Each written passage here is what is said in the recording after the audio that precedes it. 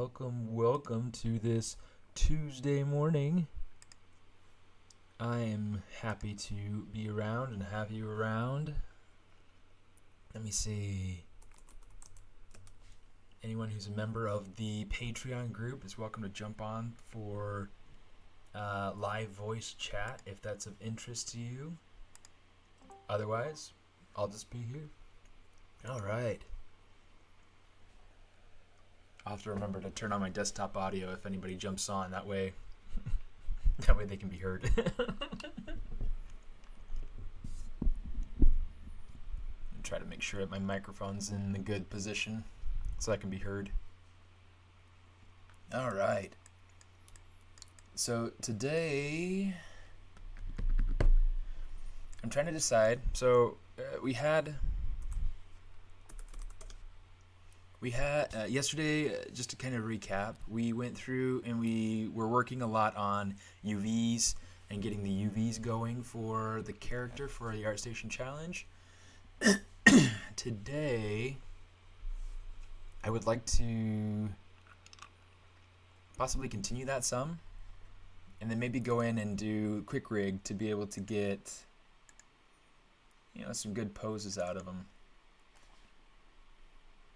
Here is guy 4.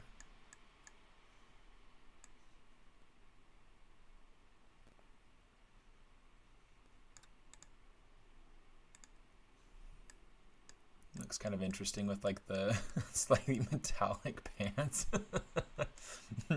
Oh well. Anyway. Cool. So let me see. Hold on a second.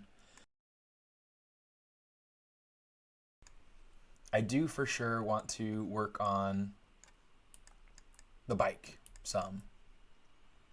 Okay. In which case I would be going through and kind of trying to block in some color. I want to figure out the headlights because the headlights kind of bother me being so simple.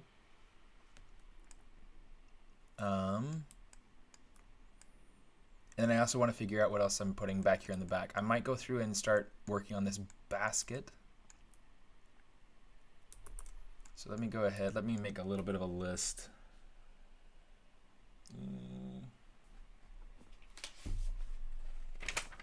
Où est mon quartier?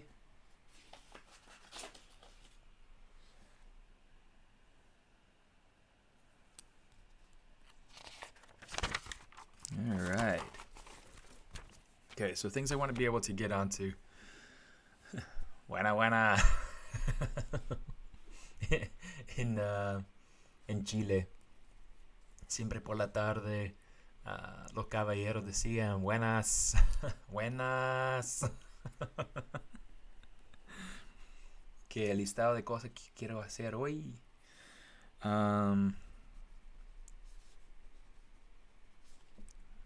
Quick rig.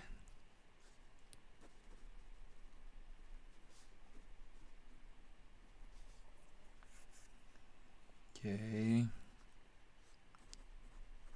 UVs.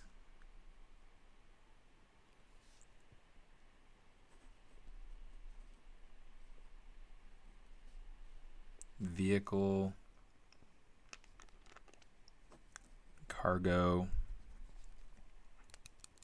I'm trying to decide now with this vehicle, since he is a tracker, I'm trying to decide if I want to have him, like, give him a trailer, something that he can, pull things on that he's tracked down, or if, like how I guess I want to have that happen.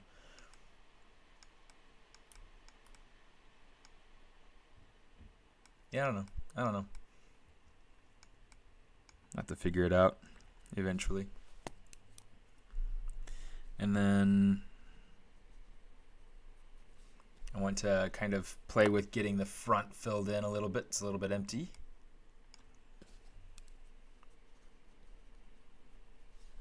Headlights.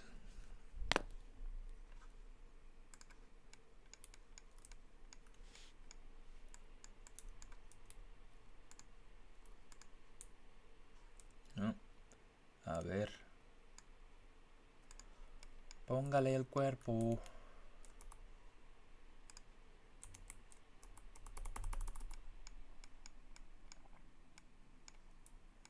Oh, what happened there? Oh, shoot.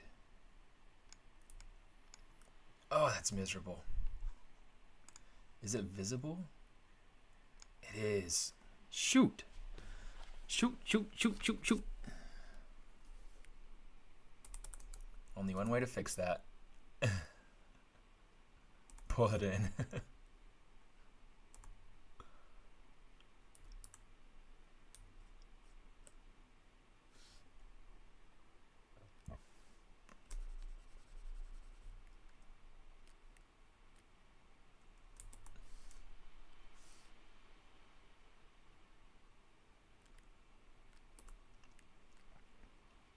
You know, one of the things I really wish that I could do is have some really cool music playing in the background, but then I get slapped with like copyright infringement and it drives me nuts. So I've had to go through and stop using music, period. A couple of sound equipment in the empty space. Maybe. That could be interesting.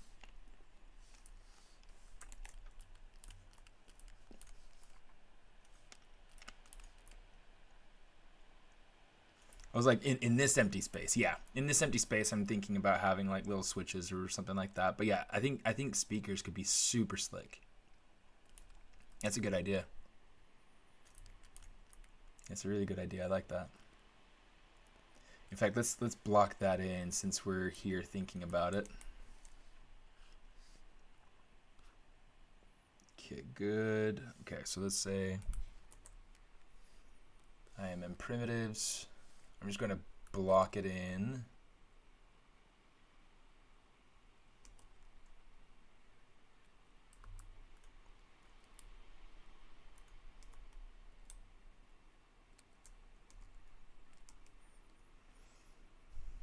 Okay. Let's say flatten. I'm only going to flatten from the one side. It doesn't matter to have it from both sides right now. Oops.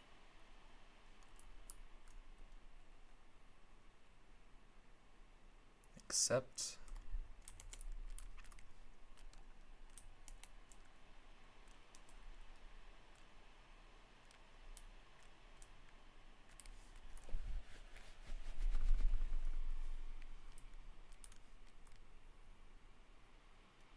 In fact, I think it could be worthwhile, instead of having it be like that, maybe what we'll do is we'll get rid of this.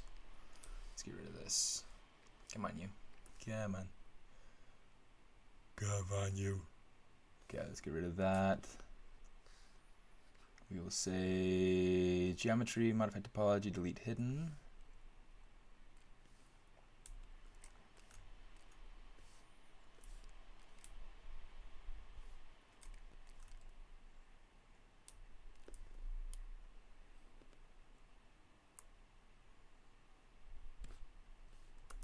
Control Shift A, delete hidden.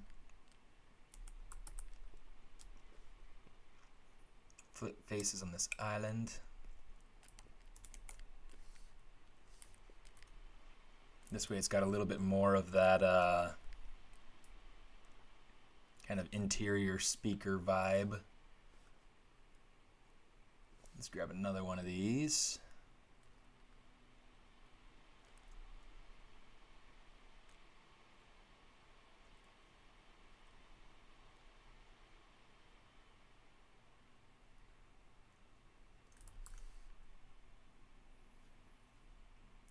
Local symmetry. I'm like, my brain's not wanting to work today.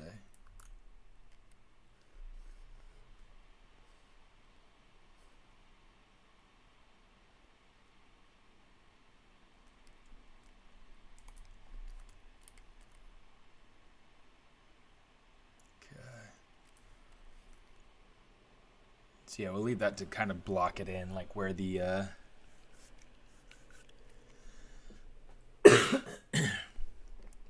where the speakers could go.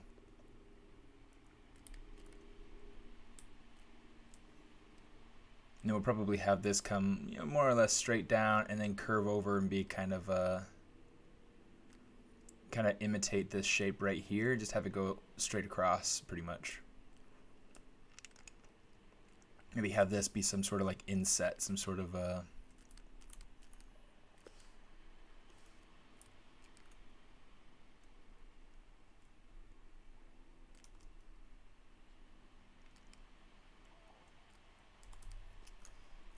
some sort of a something here.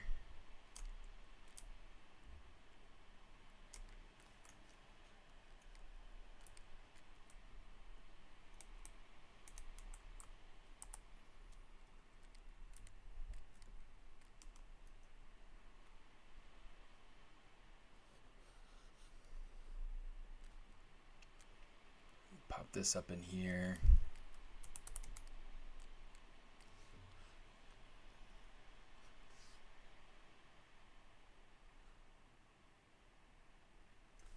Didn't know that was a thing. I wonder what use that has.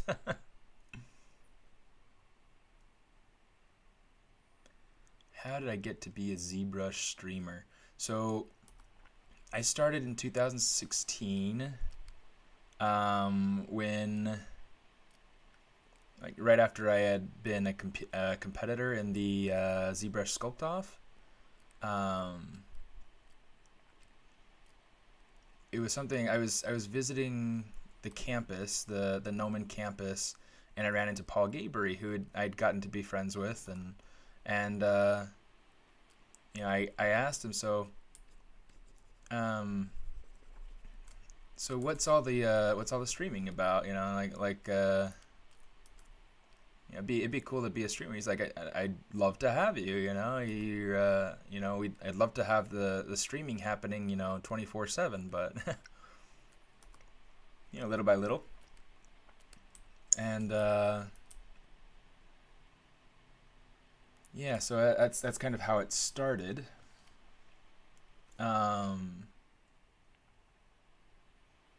It's really kind of a fun thing.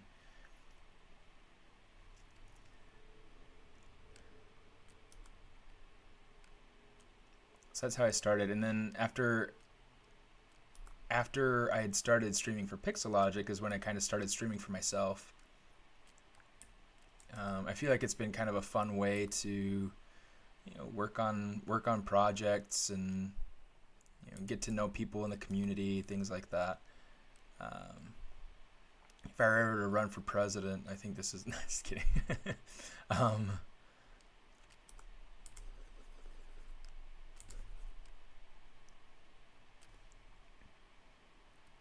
But yeah.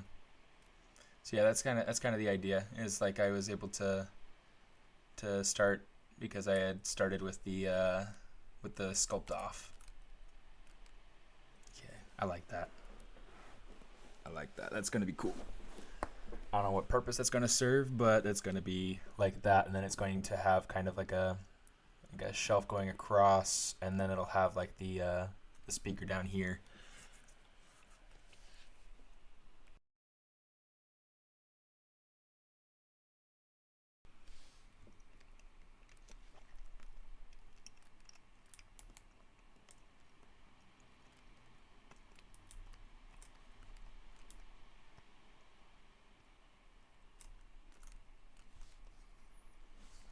Say split hidden. I'm going to come down here. I'm going to rename this speakers.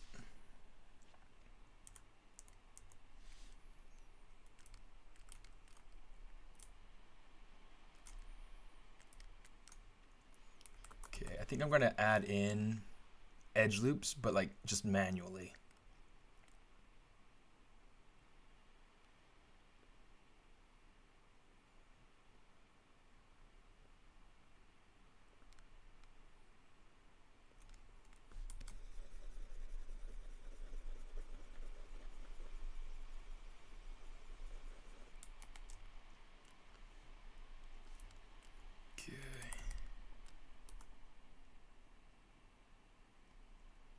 Just want to control this shape as much as I can.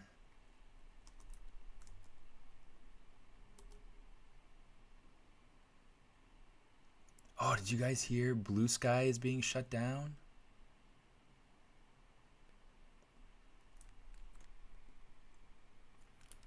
Totally caught me by surprise. One of my friends from Nickelodeon had posted that this morning, and I was just blown away. Like, I was trying to get a job there.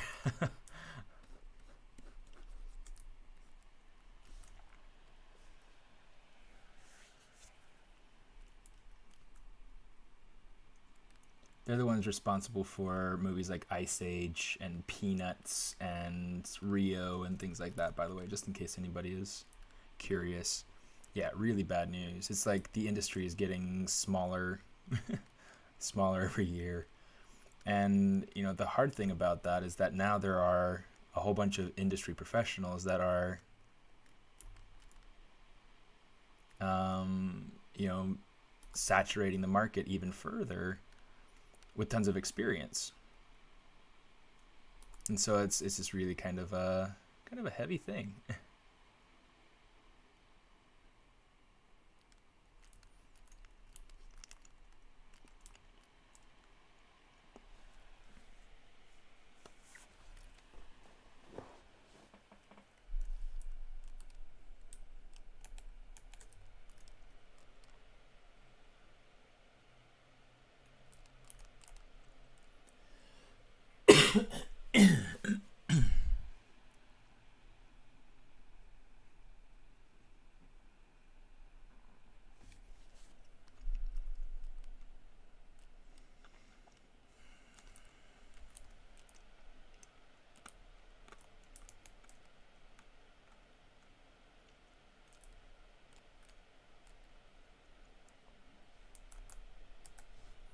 I'm going to try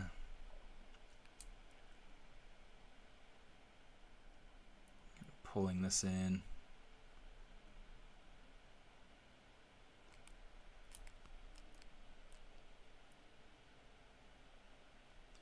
So one of the things I want to play with is getting some sort of inset along here. Probably not up all the way, but probably something that comes up to about right here. So let's go. I'm just going to say split point.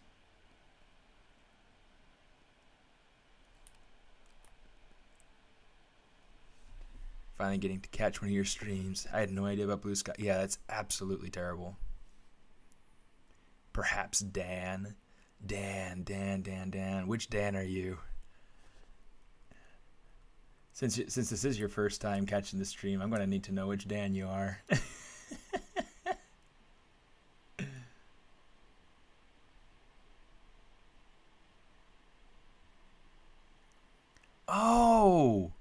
Oh, okay. Sweet. Good to have you here, dude. Yeah, that is really heavy about Blue Sky, and I've got friends there. I've got a friend that just left Blue Sky too, you know, not too long ago.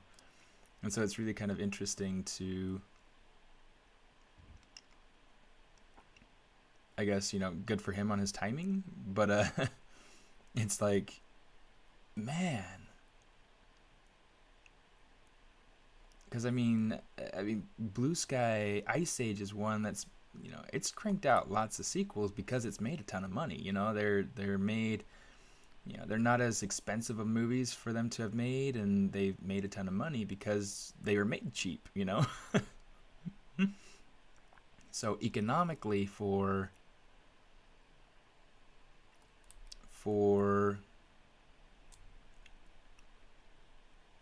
what's it called, for Disney,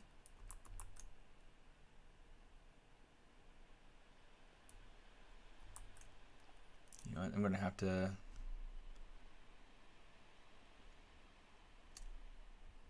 do that one again.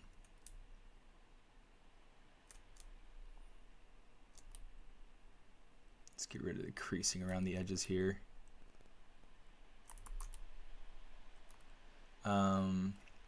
So yeah, economically for Disney, it was really a good buy, and then all of a sudden it just shuts it down. It's just kind of I just don't understand. I don't understand.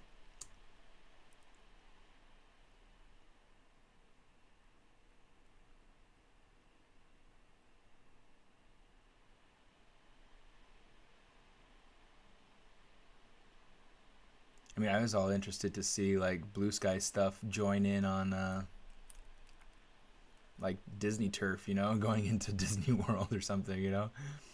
Um,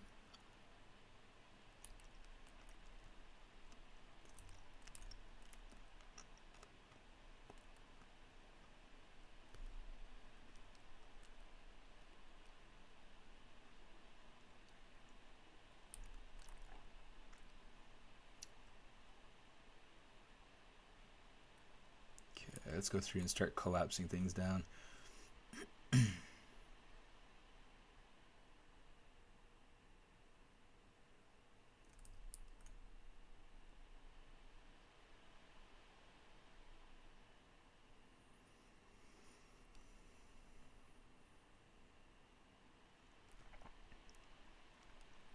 Okay, this might be actually a spot where I go through and actually just delete faces, but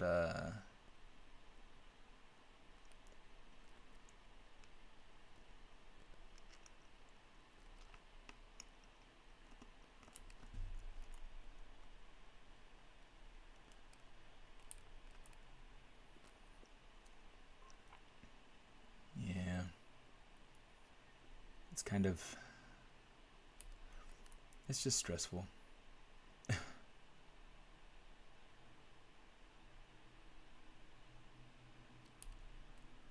Oops, I didn't want that. I wanted this direction. And the reason why is it eliminates the triangles. I was not thinking, ha.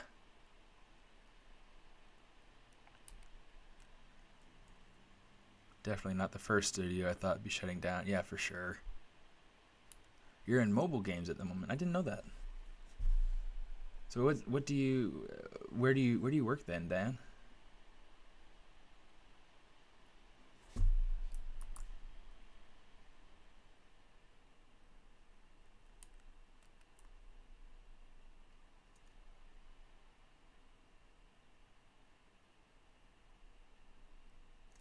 Oops.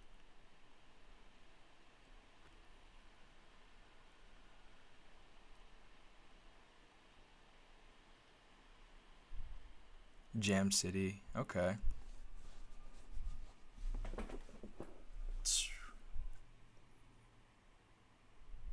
Doing double. Well, that's fortunate.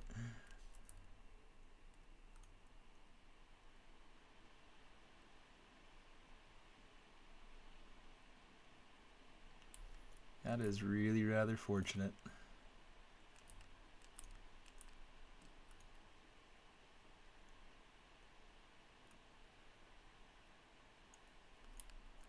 Oh, that's not working well for me. The flow right here is going to be kind of messy.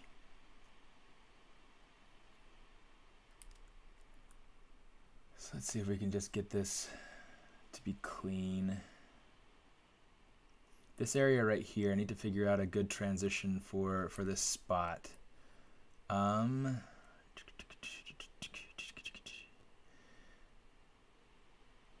Hogwarts Legacy though, huh? That's cool.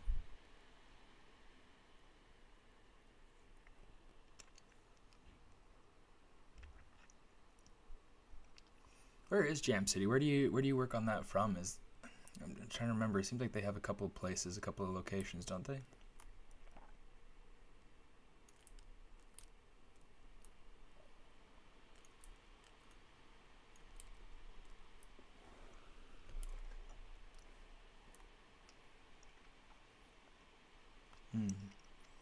This is going to have to split.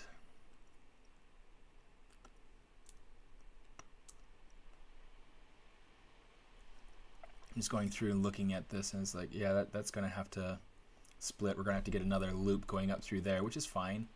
I mean, that'll work just fine for me.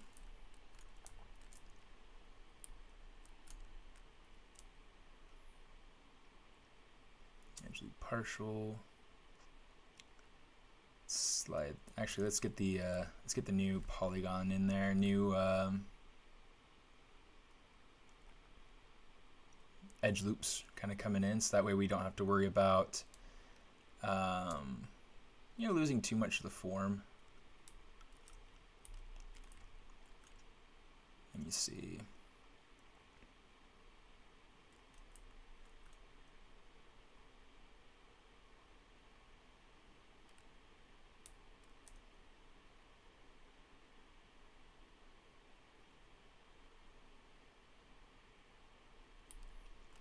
Something like that.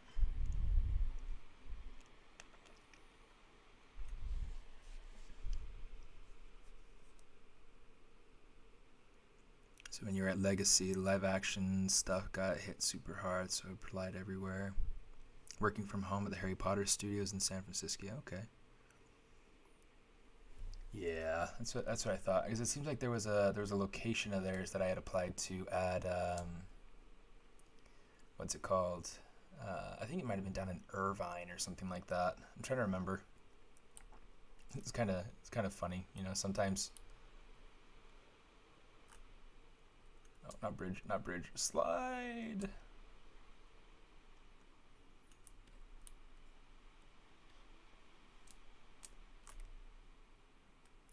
Sometimes locations like are really super well known, and sometimes they're just not.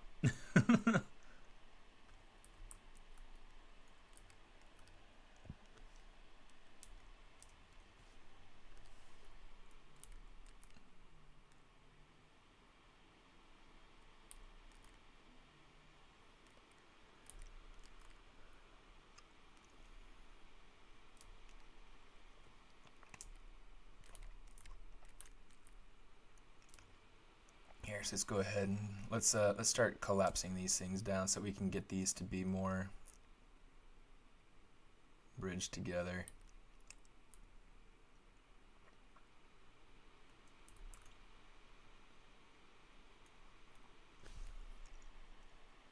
Non-symmetrical. I'm going to work on this side because this is the mirror and weld side, so I might as well keep it as simple as possible for myself, right? Okay, pull that in, pull that in, pull that in, pull that in too. Hey!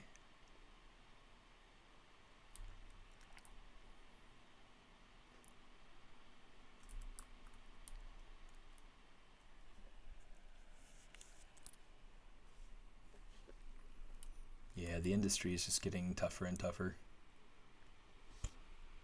C'est la vie.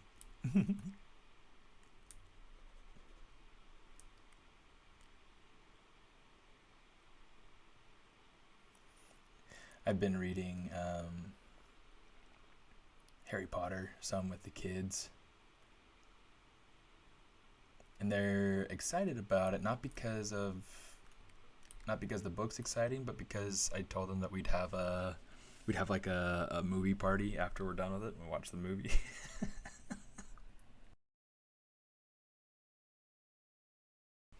So they're super excited about that.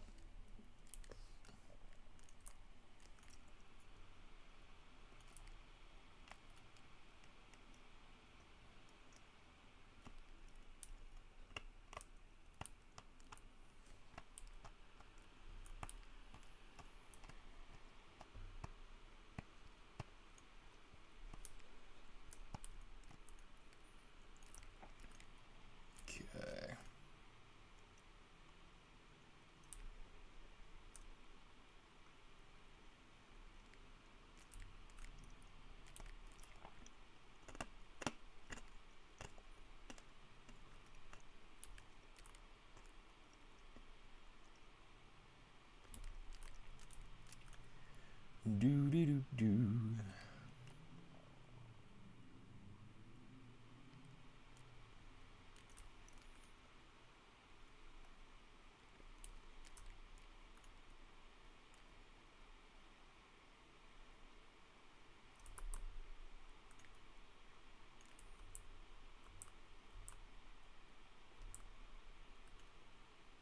know what? I'm going to collapse it this way.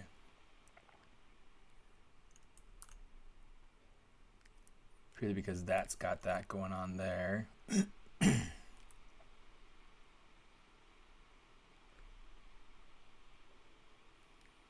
I'll collapse that down. We'll have to get rid of this edge, but that's fine. Let's delete that edge.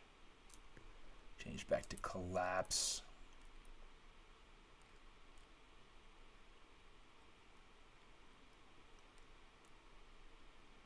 Oops.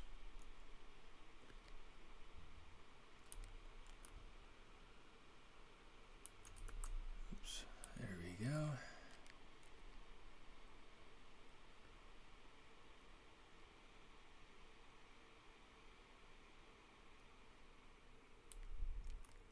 So interesting. So between the two of us, I mean, you're working on Hogwarts Mystery. I worked on Hogwarts Legacy. Yay! So we're like between the two of us, we got 2 Harry Potter game makers here.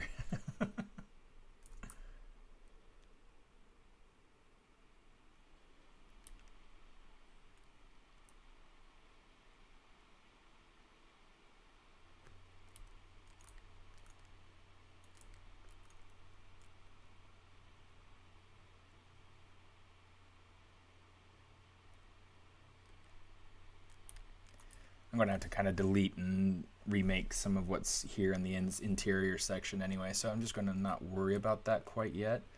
I'm just going to worry about getting these pulled together.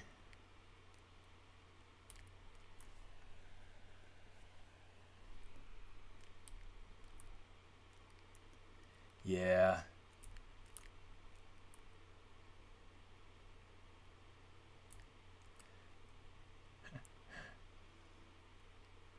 It's always kind of one of the interesting things about working at a place, because, I mean, you might get to work on something that you're excited about, but you might not, too. And so it's always really, really fortunate when you get to work on something that you can be, like, 100% passionate about, you know.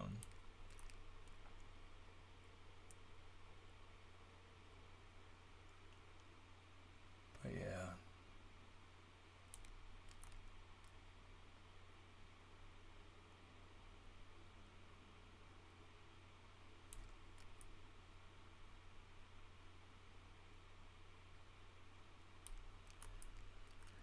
You feel like it's a pretty cool place to work? Well, I mean, obviously you don't want to speak poorly about anybody if you... Anyway, I won't put you on the spot.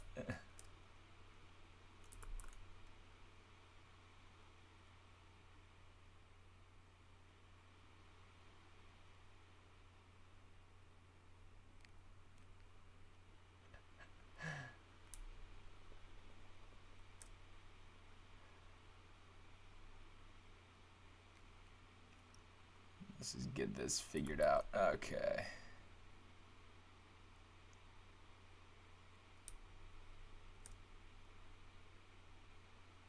There we go.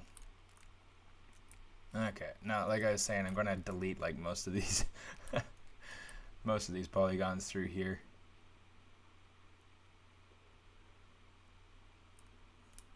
But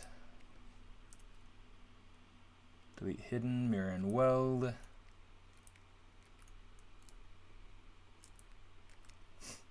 I'll probably also try to go through and like get rid of the creasing in these places, because that's, yeah, let's do that. Let's say crease, uncrease all. We'll worry about adding increasing later. Let's say uncrease all, just so we have the vehicle kind of going in the direction we want. Oh, we got something going on down there. Oh, it's crease. Look at that.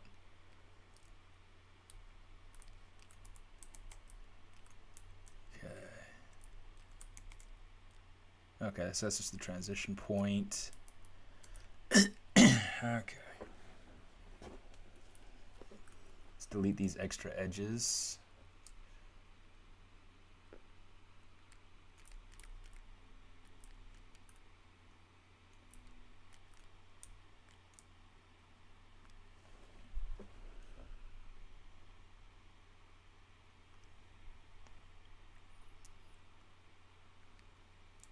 Let's go ahead and stitch these together. Midpoint. Boom. And then Let's get rid of that. Get rid of that. Stitch to midpoint. And then, cool, those can be bridged.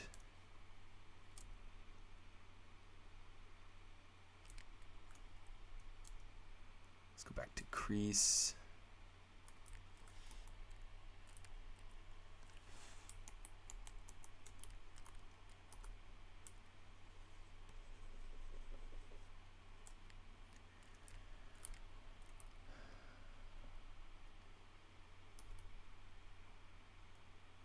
Stitch there. I'm actually going to want to have another edge loop in there somewhere, so I'm going to say bevel, edge loop complete. I wish that I could keep the maybe I'll just insert, because I want to keep the poly group the same. Stitch. Stitch.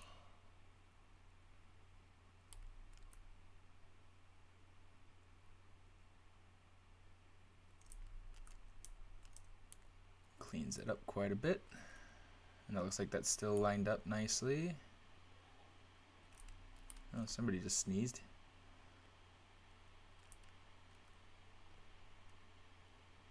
Cool. Yeah. Yeah. Okay, so let's just go ahead and do this. We'll say bridge these edges.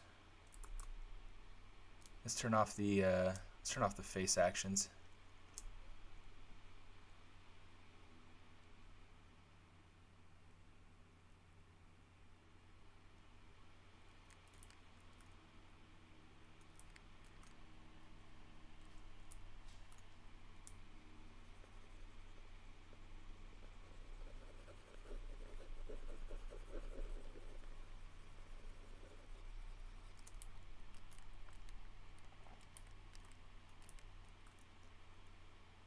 Stitch those together.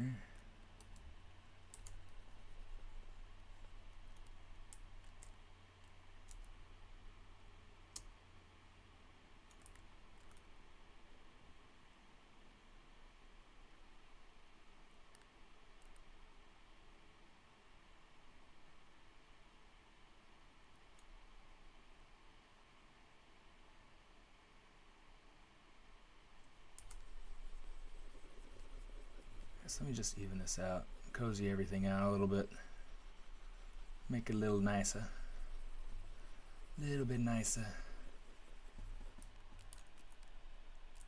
So I think that'll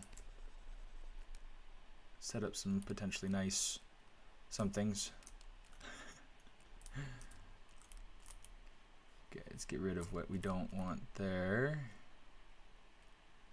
Control W. Get rid of what we don't want here and here. Control W again. Okay. I'm going to go ahead and grab this border edge here. Boom. Hey, Mike.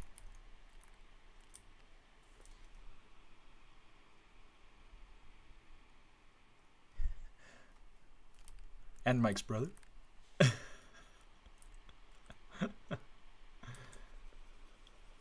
I'm probably just going to do that from now on. Yeah, welcome you and your brother. Let's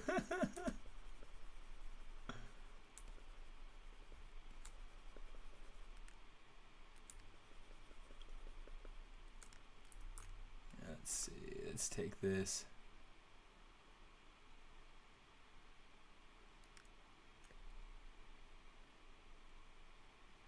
So it's like regardless of whether or not your brother is actually here, it's like he is here because you bring him here every time.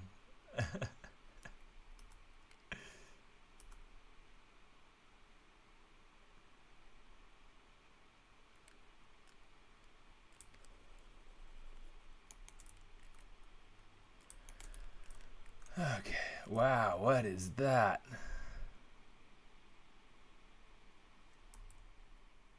It looks like we got some extra face in there or something. Let's get rid of that.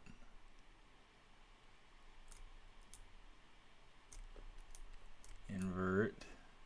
Take this, invert, modify topology, delete hidden. Boom. There we go.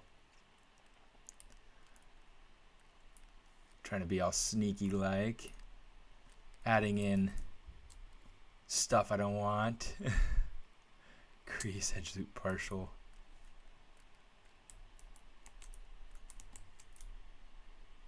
I'm actually going to take this. I'm going to say crease PG. And what I want to do is I kind of want to take it and like dish it out like I was starting to do up here in the front, where you have like this dish kind of coming in. I feel like that will help to kind of take up some of this empty space right here. In fact, let's do this. I want to take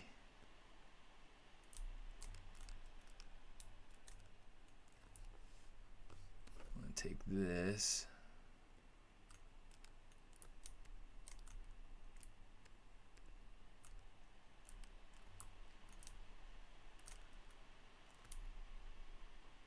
Grab that, and then boom.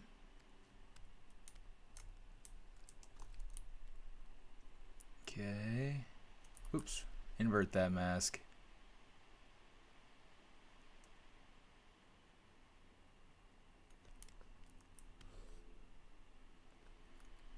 Let's invert it and soften that way. There we go. That's better. Let's check it with the seat. It looks like that's getting some good, that's got a good margin going around. I like that. So now we'll use that to be able to, ooh, but I don't like how that's changing my top right up here. You know what, maybe I do. And I just need to kind of tweak it, finesse it some.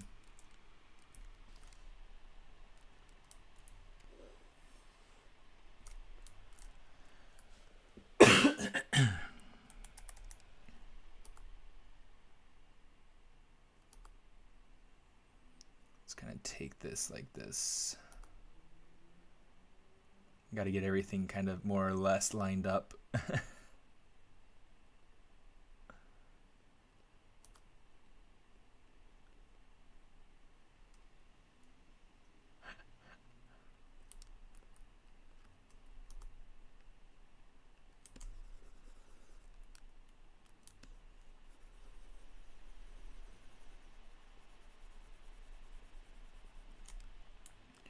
I'm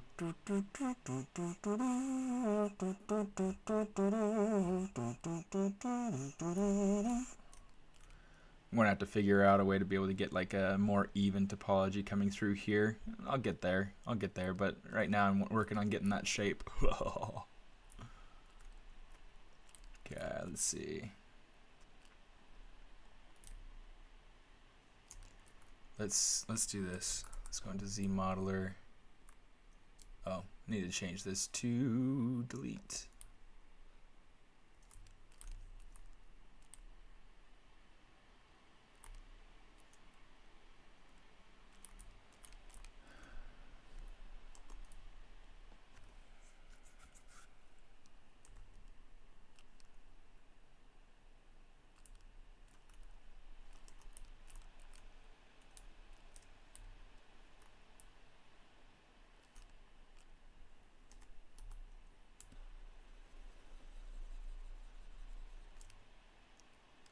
This inset.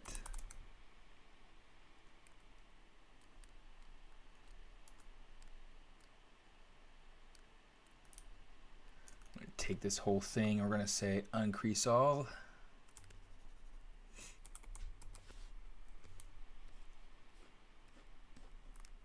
Kind of just start pushing it in.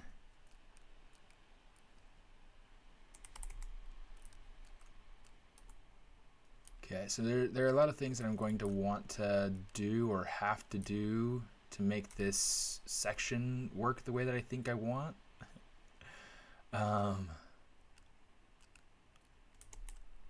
Let's get this working. Okay, so a lot of what I need to do is make sure that this is nice and flat for now. Because these end sections are actually going to need to be rounded. Did you finish the UVs? No, I did not. I'll probably actually work on that a little bit here for the stream. But yeah, I haven't finished the UVs yet.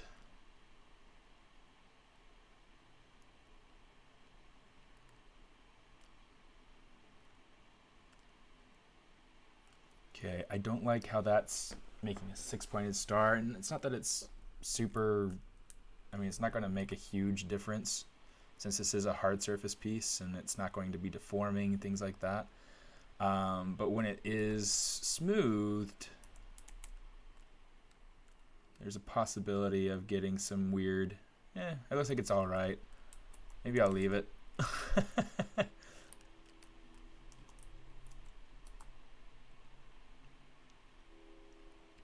Yeah, you got to be careful where those sorts of things happen, though. I might go through and actually split it off into 2 5-pointed stars that are just, separated by a margin or whatever. Which wouldn't be hard to do. I just have to make an extra loop that goes across and comes down, something like that.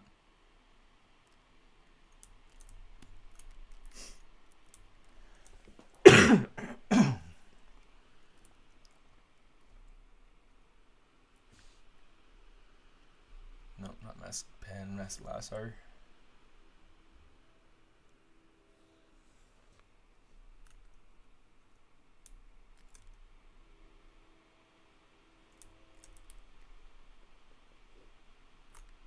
make sure that that's unmasked. Make sure that that's okay. It's already unmasked. And now we got to make sure that all of this is masked.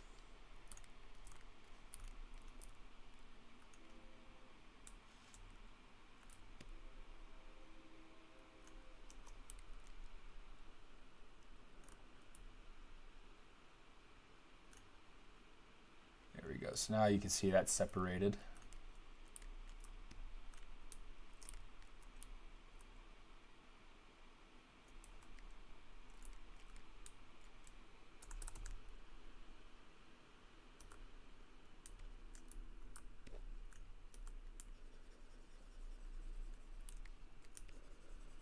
Let's get that smoothed out so it's a little bit more even.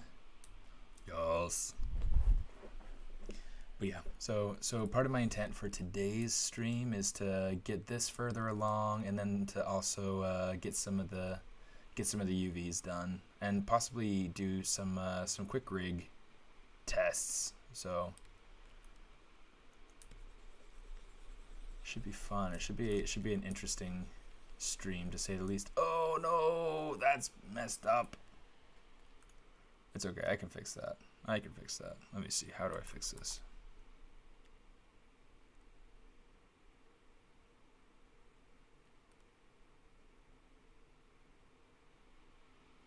Okay, easy peasy. Yep, okay, so what I gotta do, stitch to end point,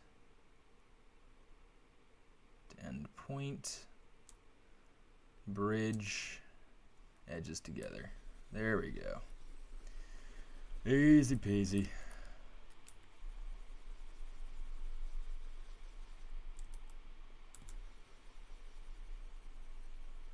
See if we can get this to really kind of cozy out.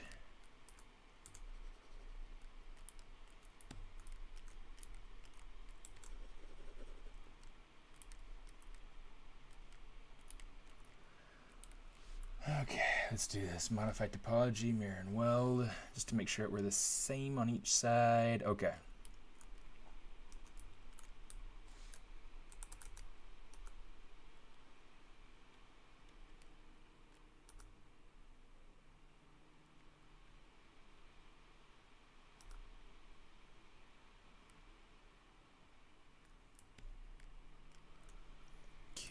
Let's go ahead, let's get bridge here, here, here, and here. And actually, let's delete this, We're going to insert another edge loop here so we can bridge here and here.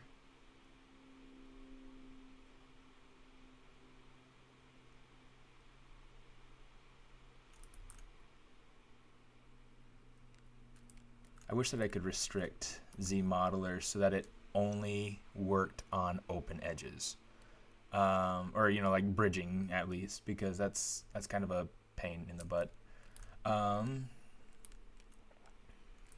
yeah, same thing over here. We're going to go bridge. I think I got the wrong one. I indeed got the wrong one. 3, 4. Let's delete. Let's insert. And then we'll say bridge. So some of the things I'm going to have to do, I'm going to have to insert another edge loop or so, maybe 2, in this bridging section here. Let's go ahead. Let's insert 2. And the reason is,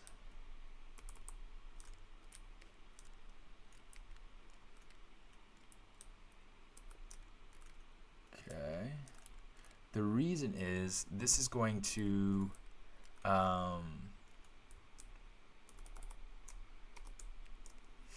this is what's going to allow me to get the nice smooth kind of transition in here that I'm hoping to get. It's going to take me a minute, but it'll work. It'll work.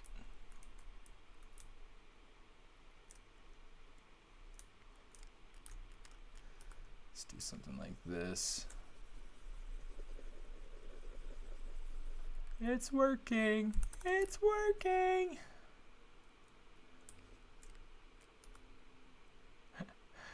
One of my buddies had done this drawing of a gal who had done this cosplay of Ahsoka Tano, and she looked great. It was really cool. She did a really good job. And then somebody, because like she had the blue lightsabers, and somebody commented and was like heckling her, as like, Ahsoka Tano has white lightsabers, not the blue ones. And so she had to do a response, and you know, it's like, well, I liked Clone Wars better than I like Mandalorian, so so these are the lightsabers from Clone Wars. And she is like, because it's a better show. And I was like, no, it's not. It's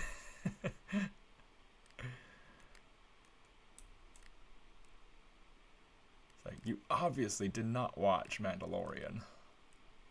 Although I do agree that I feel like Ahsoka Tano's character in Clone Wars is stronger than the one from Mandalorian, which is really kind of a tricky thing for me to say, because it's like I really enjoyed her. I can never remember her name, but I know that.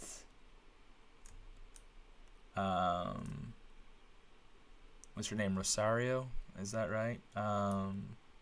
She's one of my favorite actresses to see on TV. I mean, she did a great job in Luke Cage and Daredevil, and really enjoyed her in that. I really wish that they would come out with more Daredevil content, because I really like Daredevil.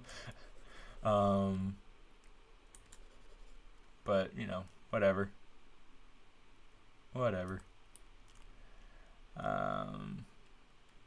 But yeah, I was just thinking that, like,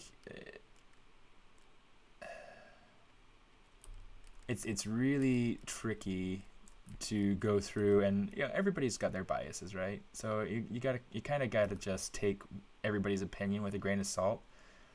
But when somebody's opinion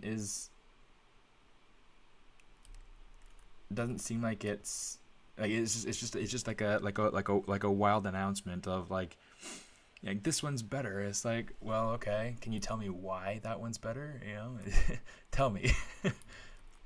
Is it just because you enjoyed it more? Is it just because is a cartoon? Is it because, you know, like what about the story makes this one better? What about the character arcs makes this one better? What about the choreography makes this one better? You know, what about the technology makes it better? You know, just different little things about the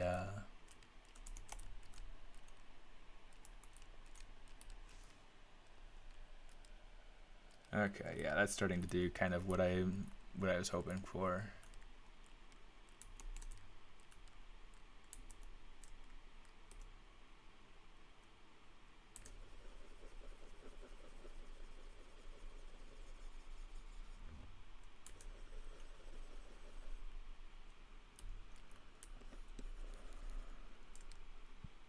But yeah, it's always kind of the crazy thing, you know.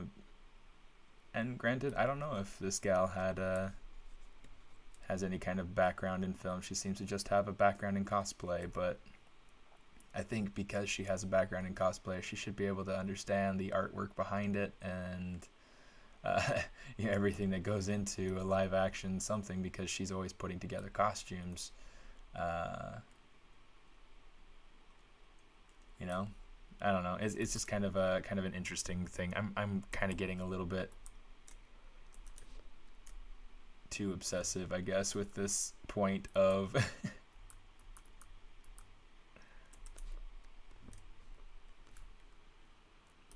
but it's like, if you're going to make an accusation like that or a claim like that, you know, make sure you back it up at least a little bit. For me personally, I love Mandalorian, and I thought it was super, super great. I thought that Mando was super compelling as a character, and see his changes and to see his good nature and his honor and you know, just the ways that he you know, walks up to his responsibilities and everything. I feel like he was a very compelling character, but also that he recognized that, you know, there were times where he had to kind of bend rules a little bit, so he he had to make things work. And I thought that was super cool. You know, he did what he had to do. And yeah, the characters in Clone Wars also had that sort of you know, like breaking the rules sort of sort of mentality to a large extent. But I feel like it's one of those things that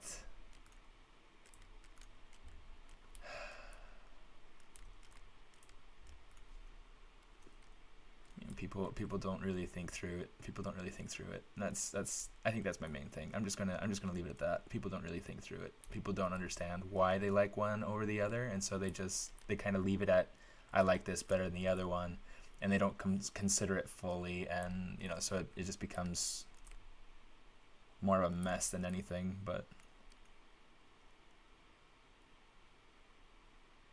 whatever.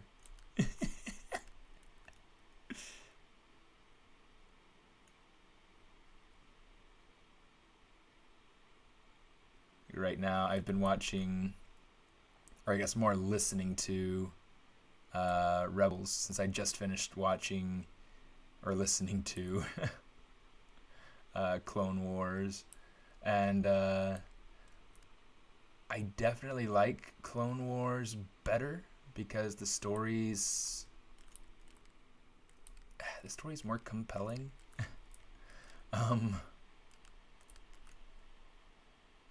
It's a simple word to use for it, and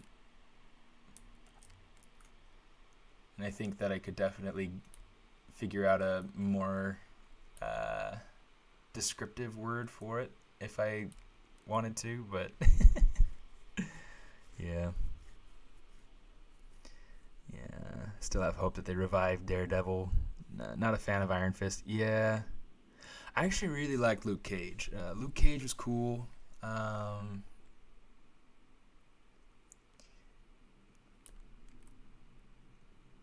Because I feel like Luke was relatable. I mean, he has like this superhuman strength that totally takes him away from anything human, right? But you know, his level of compassion, his wisdom, I feel like those sorts of things help to make him a powerful character to follow. So it's just kind of a that's kind of my reasoning with Luke Cage. I really liked it. And I felt like the storyline was entertaining, and there was a good level of of intrigue and mystery, and trying to and the suspense kind of getting into like are they gonna get him? Is the bully gonna kill him? What's gonna happen? And then when Claire comes in at the end,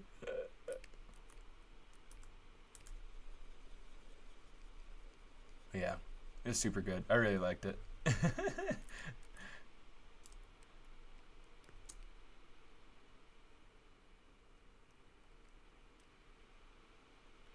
Yeah, I like that he was pretty much immortal, but then he wasn't immortal because they got so close to killing him, time and again because of their special weapons that they made for him and whatever. And so it's just really kind of interesting from that standpoint. To me,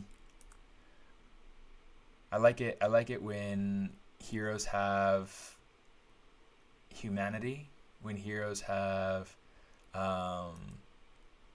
vulnerability, because I feel like it makes it so that even the strongest of heroes can be relatable. Like Captain America at the end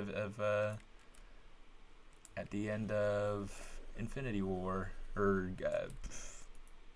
no, not Infinity War. Oh, what is it called? The last Endgame. That was good.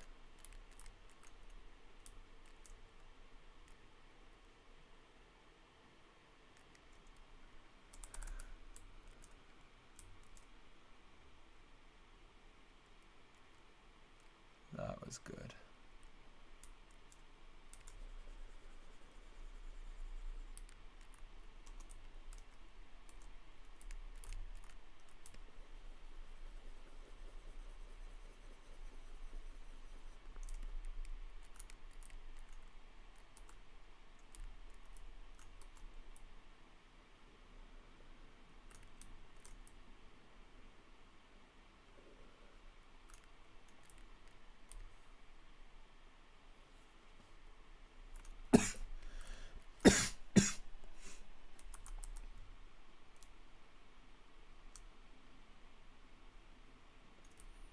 I always kind of migrate over to working on this side, and I need to stop that. Because one of the things that happens with me, transitioning to working on this side, is that I lose the symmetry fidelity for some reason, which really kind of drives me nuts. But it's just part of it, I guess, part of the game.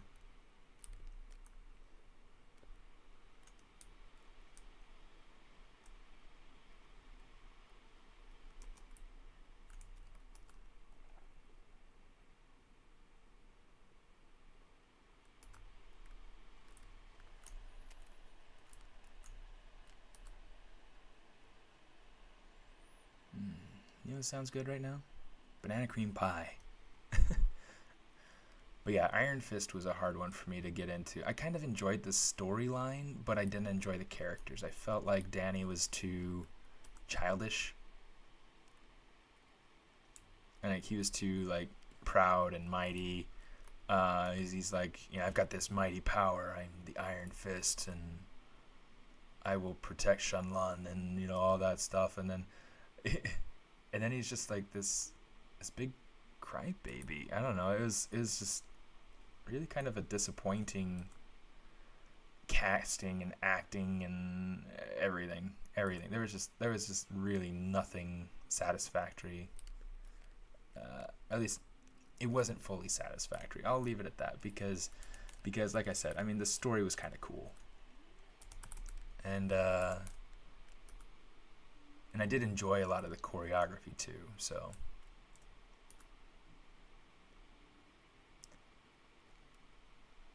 So I'll say that much. Oh, autosave.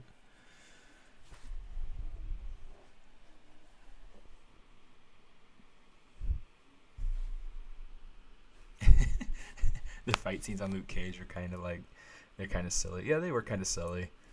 But I think that's kind of also part of the appeal to it behind for me, because you take this hero that really all he has is his strength. You know, he's not a combatant. He's, you know, he was a police officer. He was a beat cop, but then he gets this you know, super strength and everything, and then he, you know, goes to the streets as a hero rather than as a police officer, and he doesn't have any kind of special kung fu abilities. He just hits things really hard. You know, I think that's kind of some of the appeal to me behind Jessica Jones too. Was that she had some of that same thing where she just has the superhuman strength. She doesn't really have fighting skills. You know, she's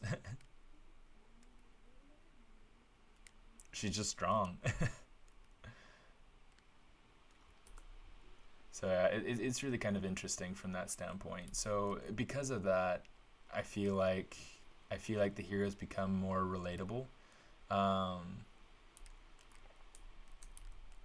throwing that word around a lot, but you know, because like all of us have these things that we're really good at, and you know, maybe we're not like absolute experts in the thing, but then we just go through and try to do what we can with it to make the world a better place, or to make our lives a little bit richer or whatever, or try to uplift those around us. But I'm taking this to way too deep of a level, but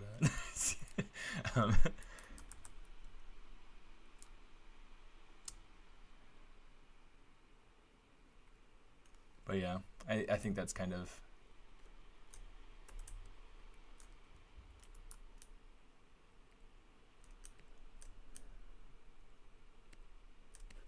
let's do this.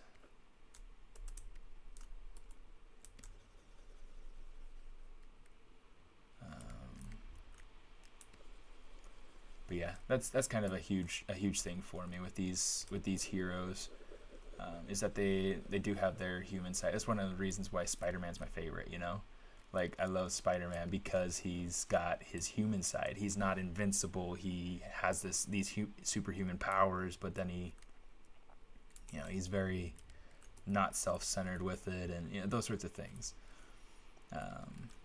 Super cool.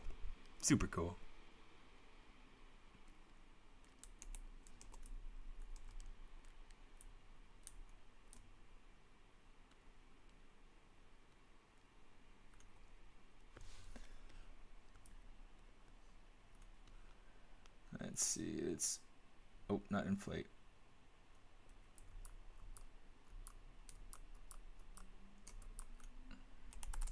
Yeah, let's actually just use the move brush. Just kind of control it, because it's like it's going in really deep right here, and I don't want it to necessarily go in any deeper right there, except, you know, maybe in a controlled way.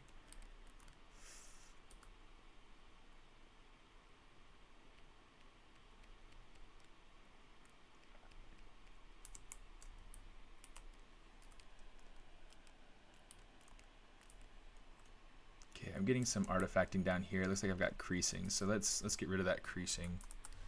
That's irritating. Let's say crease.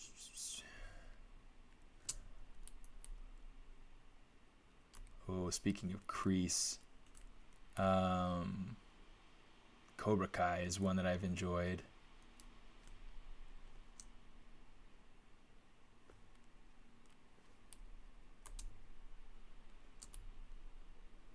Again, for the same reason that like the characters have like this, and granted it is cheesy too. I'm definitely not taking away from the cheesiness and the extra kung fu power. I love Tom Holland Spider-Man. I think he is my favorite Spider-Man, like hands down. I liked the other Spider-Man too. I love Into the Spider-Verse. I love that film. I think it's so great, so well written. The characters are relatable. It's You get all those little elements that I've just been talking about like superheroes and their relatability, their strength, their humanity, things like that. Cobra Kai is a guilty pleasure. Yep. Because it's bad, but it's so good, you know. Yeah. Anyway, so yeah, Tom Holland, he's stellar. He is so good.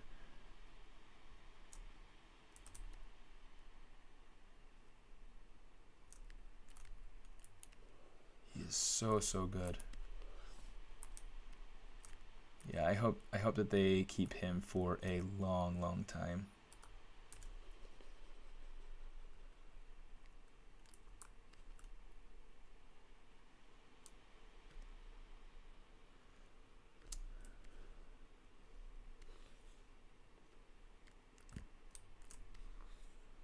Let's see.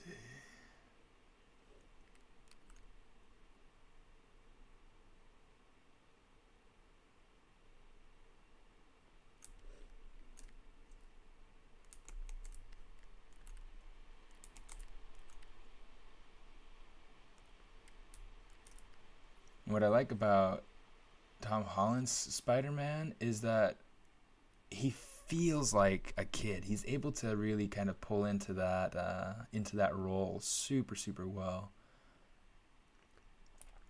and so you totally believe him as Spider-Man. He's got all the very comical sort of Spider-Man sensibilities. Where he's like the super expressions and the he's got the voice for it and everything. I don't know. It's super neat. So,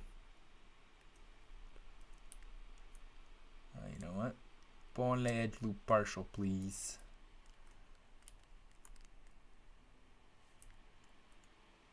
So yeah, super good. Love Tom Holland.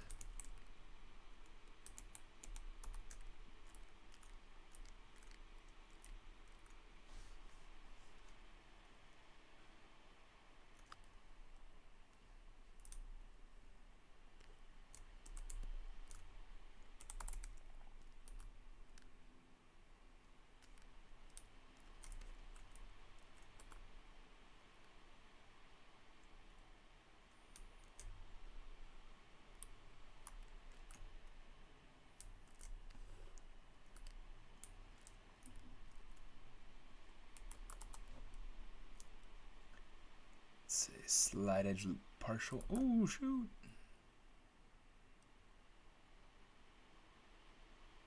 Just kind of slide this up quite a bit.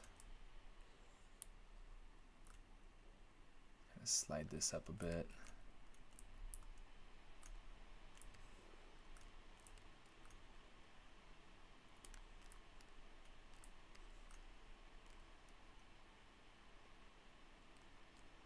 I'm just going to try to cozy these out a little bit by hand.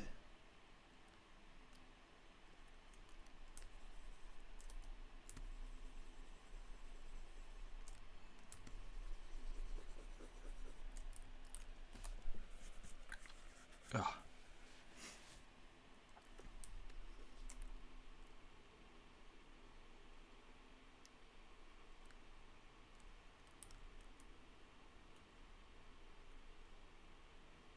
Let's go ahead and bring this up, I guess.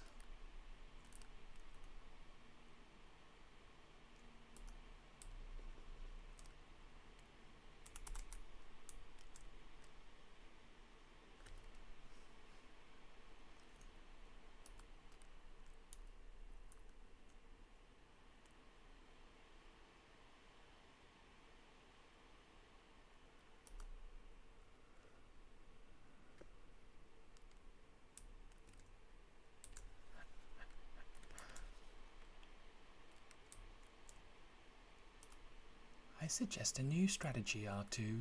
Let the Wookiee win.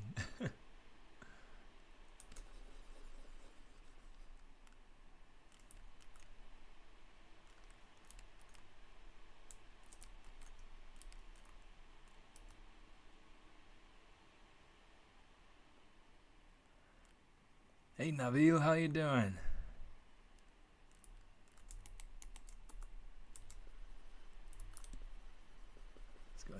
ease that out a little bit.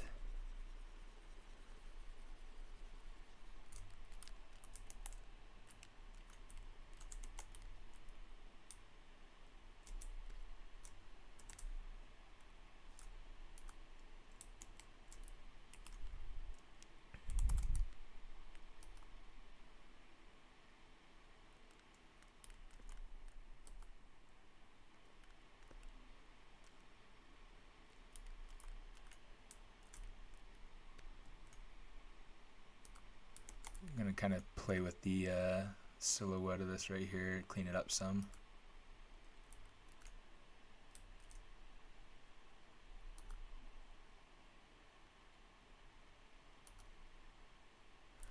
By the way, like, I did no research into what this shape would do for the vehicle aerodynamically, so it's probably like total garbage and would be a terrible idea for the shape of a ship, but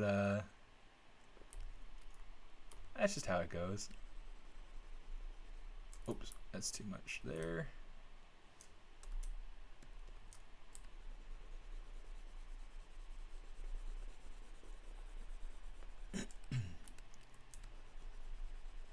Let me see, since we're talking about TV shows, what are some of your guys' favorite shows to watch? Either guilty pleasure shows, or, you know, free time, or rewatchers, or I know Mike isn't, you know, I ruined the end of Supernatural for him, you know. Poor guy.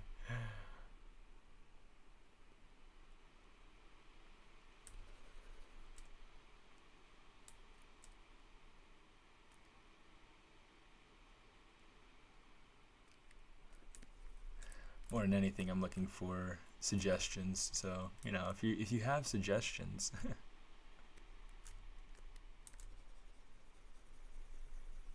kind of even that out a little bit.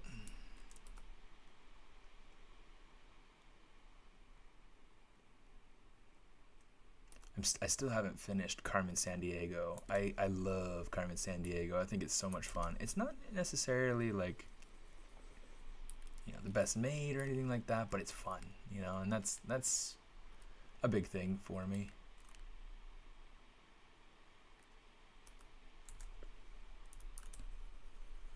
Let's kind of even out this floor right here.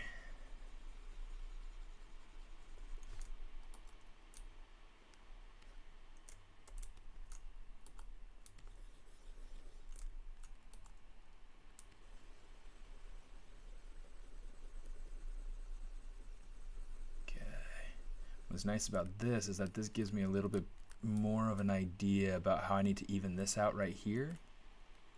So I can say, all right, so this needs to go, it needs to slide out to maybe more about right there. That's fine. I'm gonna have to leave this here because that's holding a shape. Unless I were to adjust that whole piece right here on the back, but you know, I don't want to do that, so you know, whatever. Pull that in, pull that forward just a little bit. Okay, so now we can go ahead and do this. Kind of even out the topology here. And it just helps me know kind of to what extent I need to smooth my topology in the borders. Okay, you're liking The Boys?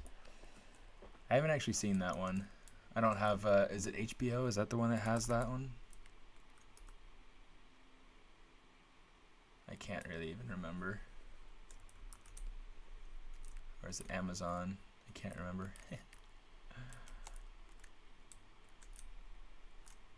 But you're liking it?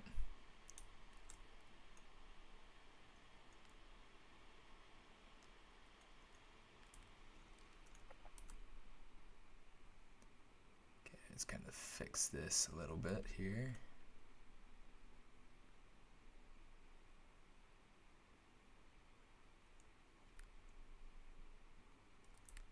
Ugh.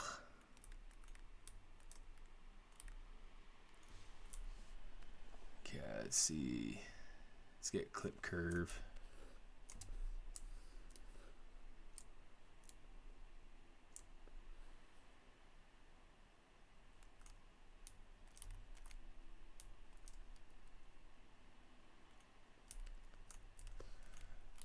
Let's check it out.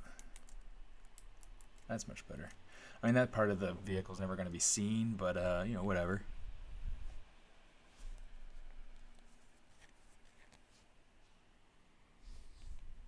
Z modeling process takes time more than classic modeling like Maya. Yeah, I mean, the reason I like to do it inside of Z modeler and whatnot is because I can quickly and easily move between a bunch of different tools that are really useful for me getting the right forms and things like that. Yeah, things that I can't necessarily access quickly on Maya.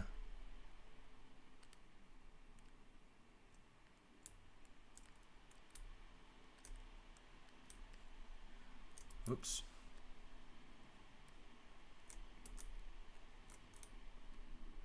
Let's go back to that clip curve.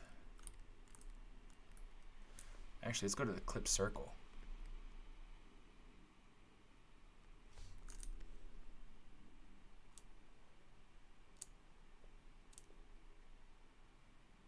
Let's go ahead and do something like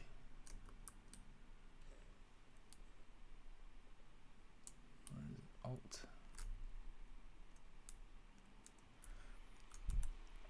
It didn't work perfectly the way that I'd hoped, but it's getting me somewhere. It's a start.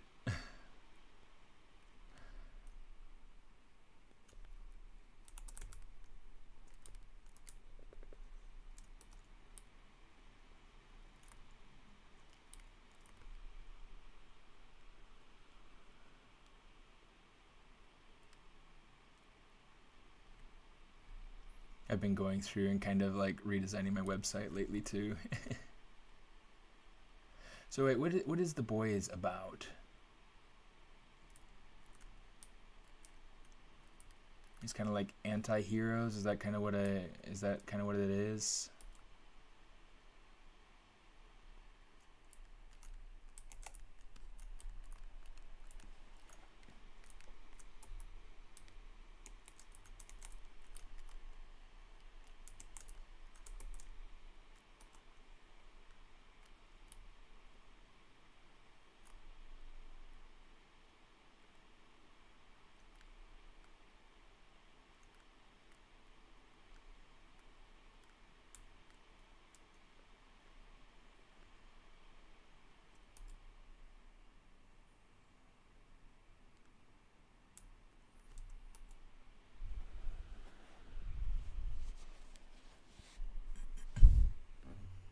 Y ahora no comes nada.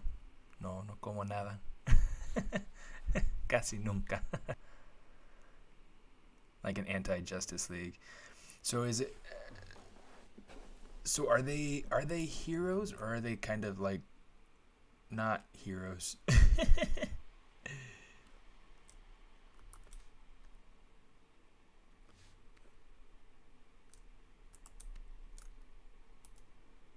That's something that I think I'm just super not clear on.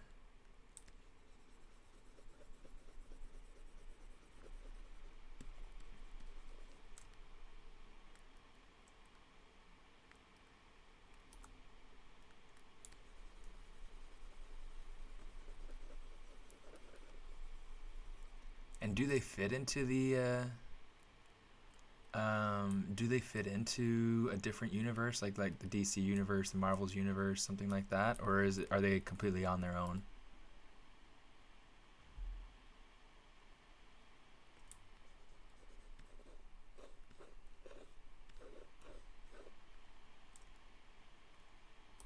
Sorry, all the questions you guys never thought you'd have to answer.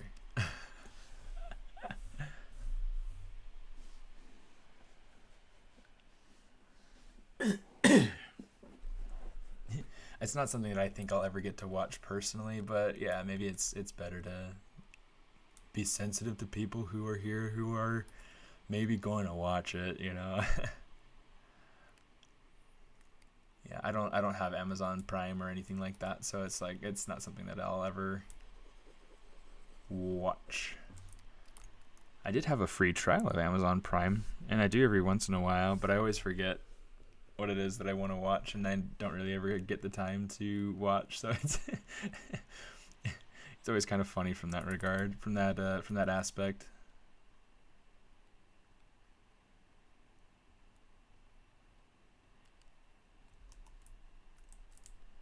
Let's do this. Take away this overhang a little bit here.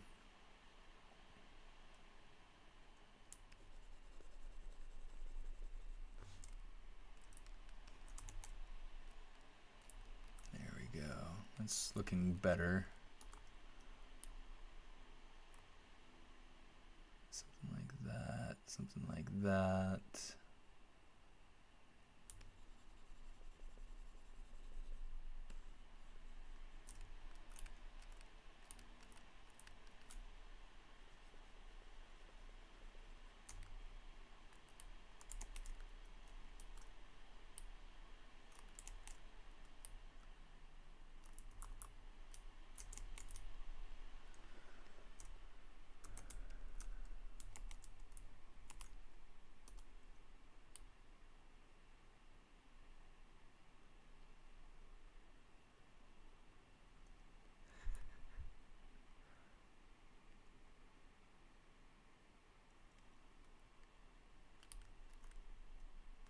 Yeah, I mean, I haven't really watched any superhero type films with my kids at all anyway, because my son gets extremely violent with oh yeah, I've watched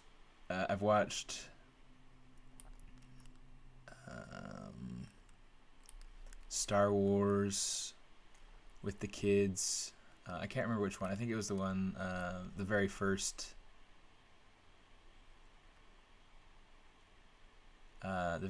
reboot film with Rey. They really liked that, but yeah, everything becomes a lightsaber at that point.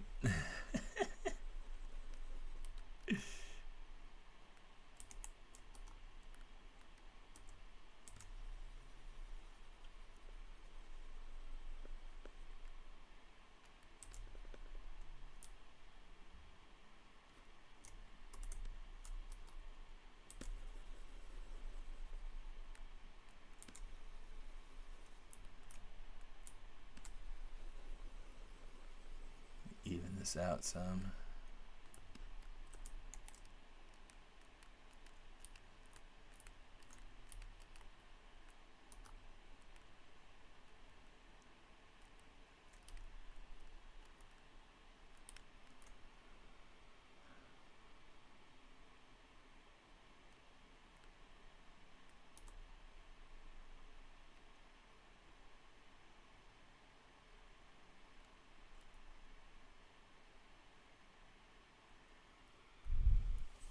Just came into the stream. What are you modeling? So I am modeling. I'm working on that on my speeder bike for my. Oh, I messed up a point in there. This is for my ArtStation challenge piece.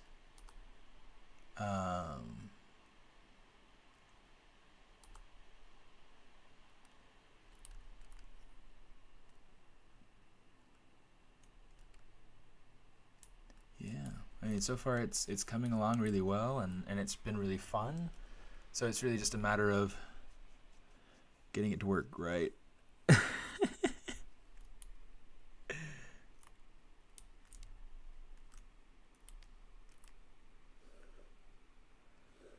Getting this to be nice and smooth,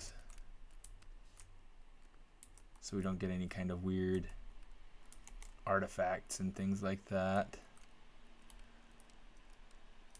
Yeah, so this is what I have so far for this guy. Oh, and I've got a little like quick block in of like the character sitting in the seat, just so I could make sure that I have the proportions of the vehicle the way I want. It's fun. So yeah, that's been mostly what I've been working on there.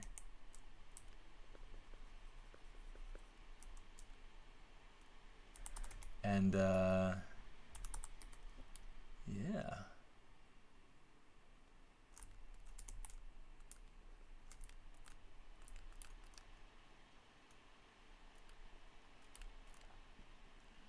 Gotta save that.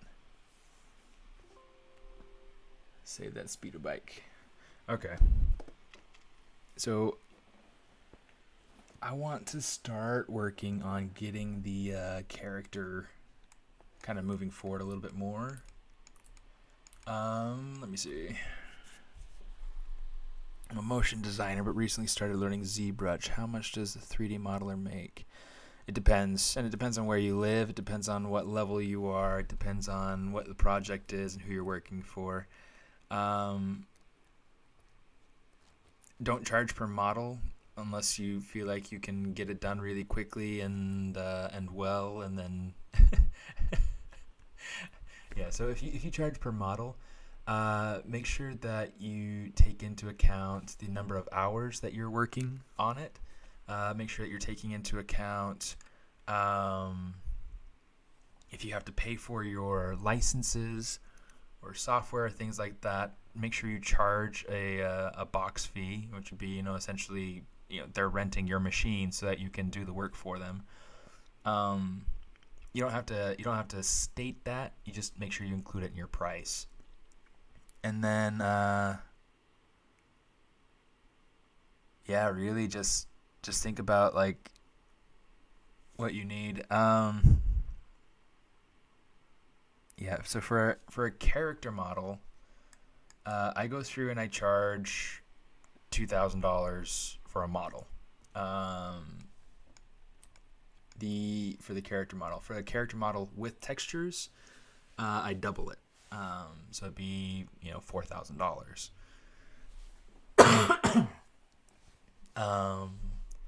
Hourly for freelance, I charge $80. It's important to really take into account that you need to be working on your own machine. Your machine's getting wear and tear from doing the freelance for the company that you're doing it for. So make sure that you don't shortcut yourself. I think the more that people shortcut themselves, they also shortcut other people who are trying to make a living. And so I think that we really need to kind of set that precedent for freelance and for the artistry. I mean, it's like the artistry is what makes the money. And so, if a company is getting a really nice artwork for peanuts, then they're making a ton of money, and then the artist is left with peanuts, So, yeah, I think, overall, people are afraid to charge what they're worth because they don't want to lose the client. But really, I mean, it's something that as an industry, we need to start doing more, because otherwise we don't get the pay that we deserve. It's just kind of how it is. Okay, let's go ahead and start getting some of these other UVs going here. Okay, work on a clone. I'm going to go ahead and say export group. We'll say export CL vest. Great. And let's jump over into Maya.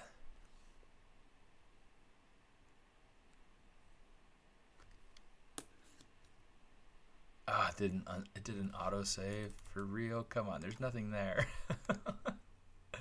Recent files, guy.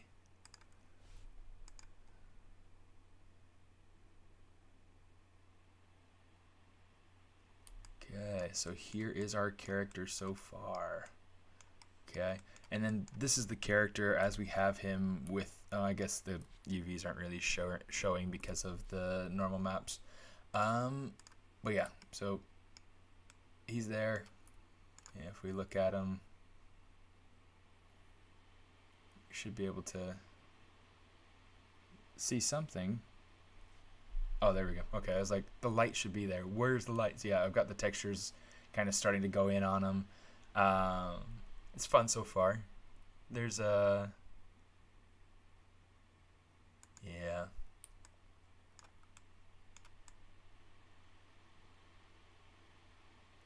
Yeah, so there we go. Okay, so I'm going to say import. There's still a lot of modeling that I have to do on some of these pieces, like the gloves. The gloves need some modeling. But for right now, you know, CCL vest. Okay, so there's that first piece of the vest there. We'll come up here, say UV. We'll make a planar map.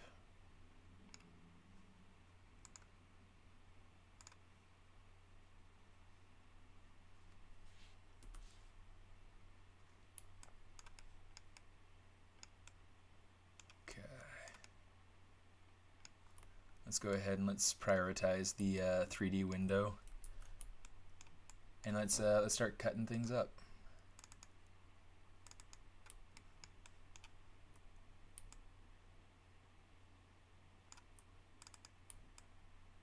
Actually, let's go ahead and cut things up here and here, because these loops are going to be covered up by the bands that go around the arms.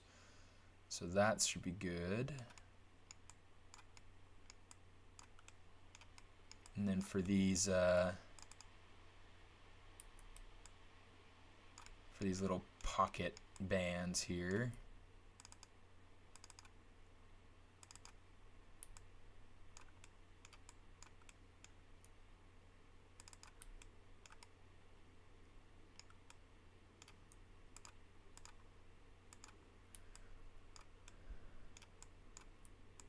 there we go. So that should be all of one side. I forgot to turn on my symmetry too, so it's like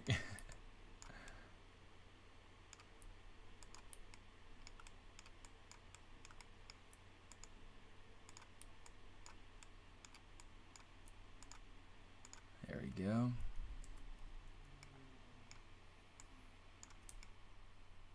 And we will say unfold.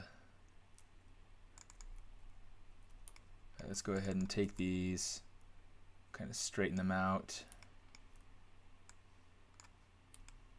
Look at that, just a few minutes you're able to get some alright UVs.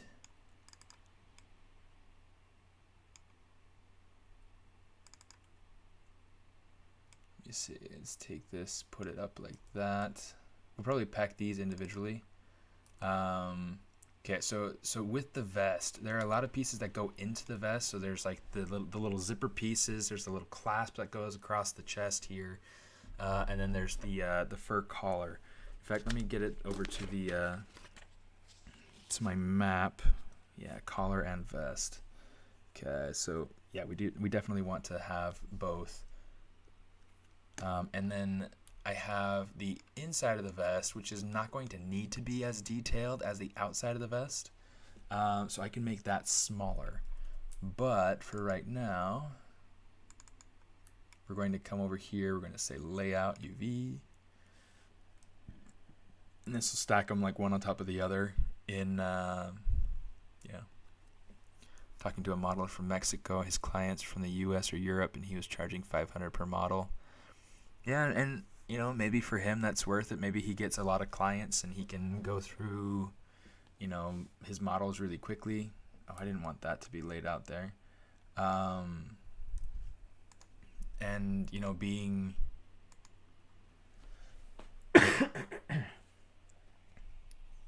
being from Mexico, where there isn't as much of an industry presence, there's kind of a need to be competitive, and I think that that's where everybody struggles.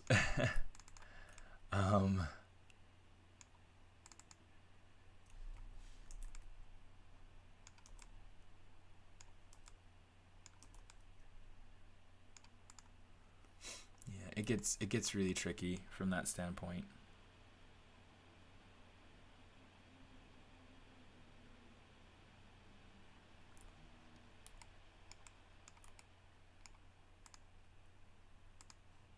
Okay, I'm gonna come over here. Let's say mesh display, unlock normals, soften edge.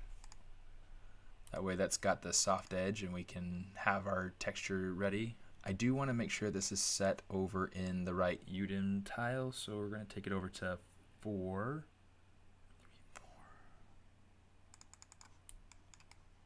1, 2, 3, 4. Sweet. And this is subject to change, but at least it's there for now. Let's see. Let's go File, Export Selection. Go back into the folder. CL Vest. Export.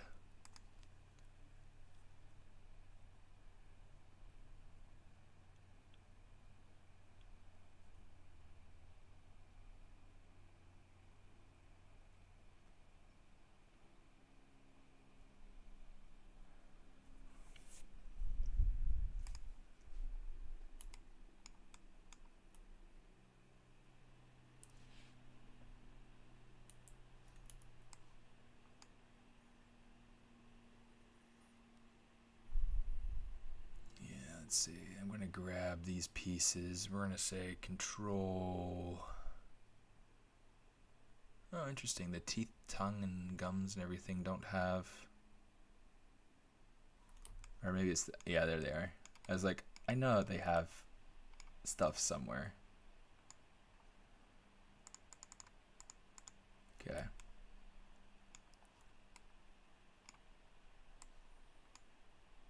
Because I brought the teeth and tongue and stuff over from a different model.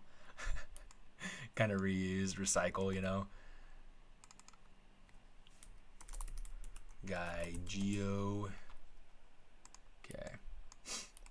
That way we can kind of have this folder building up of models that have their UVs done. Okay, so we've got the see, we've got the pants in here. And then we've also got the shoes in here. Okay, and that same texture tile. We've got the body over here split into 2 tiles. And then some of these other things like the eyebrows, the lashes, things like that. Yeah, those are UVs. Yep, so we've got, and this is a technique called UDIMs. So essentially you go through and you split everything out, to be able to kind of maximize the use of textures. The reason why I wanted to kind of split everything out like this is that it allows me to get the detail, get the level of detail that I want in my models. There will be a lot of things that I'll go through and modify, like for instance the teeth, tongue, everything over here, these mouth parts. They're really, really big in that texture, and so I don't really need that to be so big. So I'm going to go ahead and kind of, I might put the hair, I might put I'll definitely be putting the eyes in here. I might put in the eyebrows and eyelashes as well. We'll have to kind of see. Yeah, I think so. I think I'll probably do that. Make note of that. Eyes, brows, hair, lashes. Okay. I go through and try to make lists just so I can stay organized and kind of make sure that I've got, things set the way that I want. Yeah, works really nicely.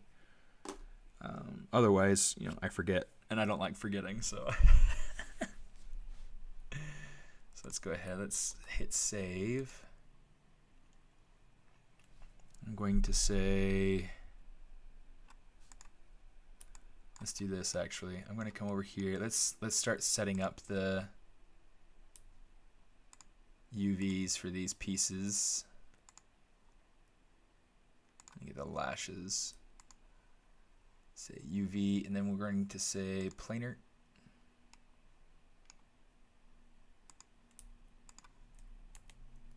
Okay, you see how much overlap there is, which is super, super crazy. I'm going to take this edge, and we are going to cut that. And we're going to cut that. Okay, so now we have these two pieces. And we can just say unfold. I wish that it wouldn't rotate because that certainly doesn't make things very nice, especially since the mesh is nice and straight. You know, just gives me a little bit extra to have to do. Let's go ahead and move that out of the way for now. Let's kind of even this out.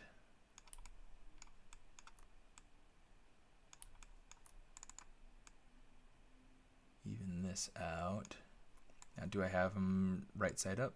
I do. Awesome. What program do you usually use to make them? To make my UVs?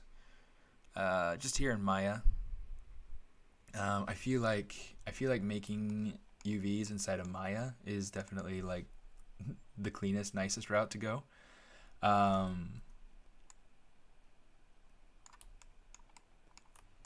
yeah, these don't matter a whole lot.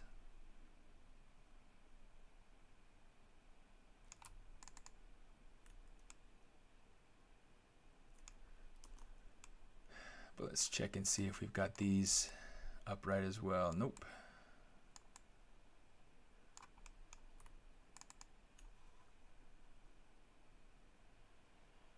Okay, so that needs to rotate this way, I think.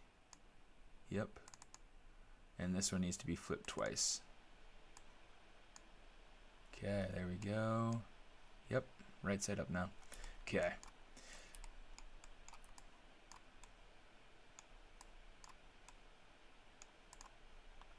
Okay, let's just move it completely up out of the way over here. That'll be a little bit better. And then let me see. I'm not entirely sure yet if I want to make the UVs of this for the eye, or if I want to go ahead and actually like keep this as part of the eye. I might just go through and then just have the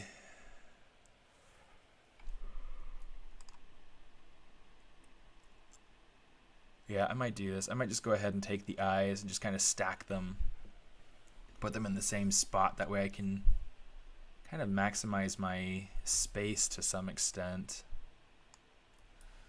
Let's see, if we look at this, we've got big square right here.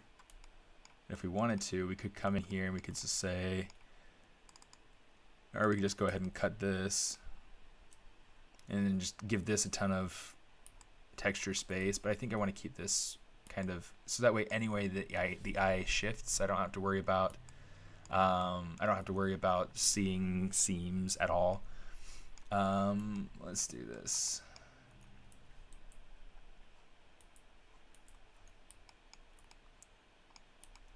I think I'm going to take this pupil piece. Let's just hide it. Let's get these eyelashes. Let's kind of zoom in, focus on them.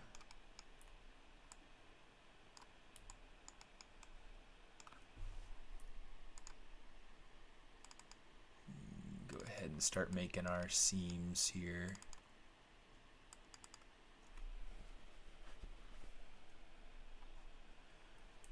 I think that might be all that I need for these pieces, which is great. Let's say unfold, and there we go.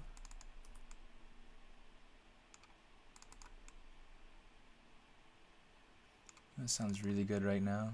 Fish and chips.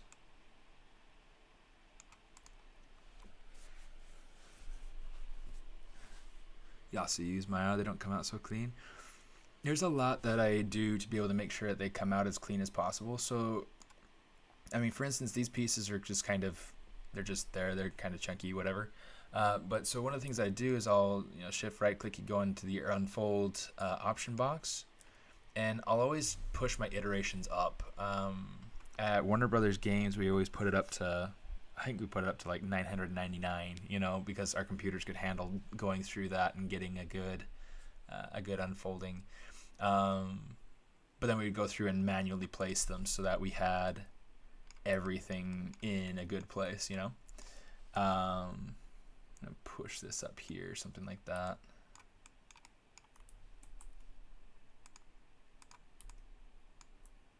Ooh, or a sub.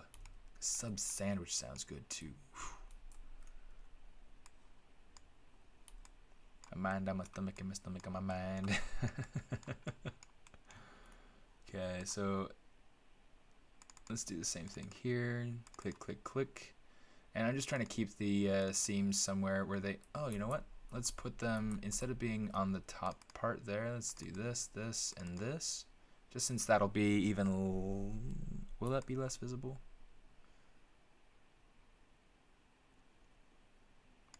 No. Let's just do it on the back here. I think that works fine.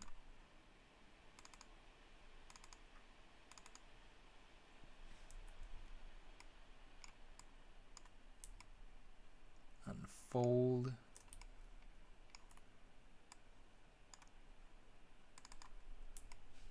I'm going to see if it'll let me straighten the shell nicely. Yes! Less nice.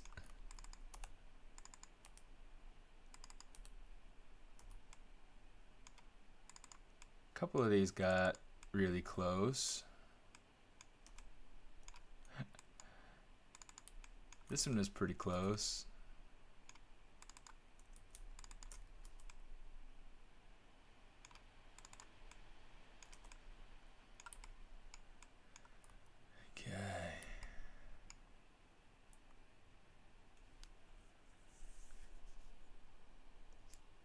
Hoy la tos nos está molestando.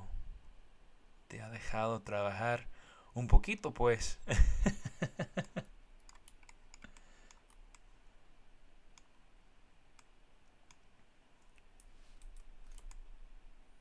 Okay, so we've got that going on. Let's go ahead and object mode this bad boy. Okay, so we wanted to put everything into this one with the teeth. The teeth, this is something that I'm going to want to definitely go through and kind of fix. So I mean, maybe I'll just, let me do this. Let's say to UV shell, let's just get rid of these. We'll just come in and replace them here in a little bit. The eyes, I want those to definitely have, you know, so for instance, this is the right eye, this is the left eye, but you know, looking at it, you know, this is matching the sides. So what I'm going to do is I am going to say,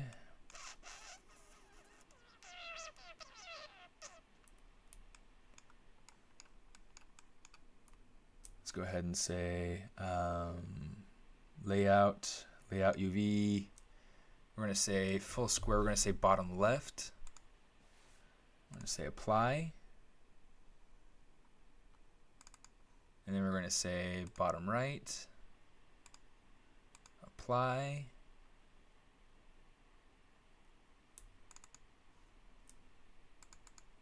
That way we have these eyes, you know, set and ready. Looks good.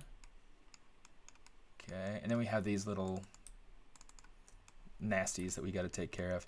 I'll probably just actually take these and just shrink them and put them down here in the lower corners.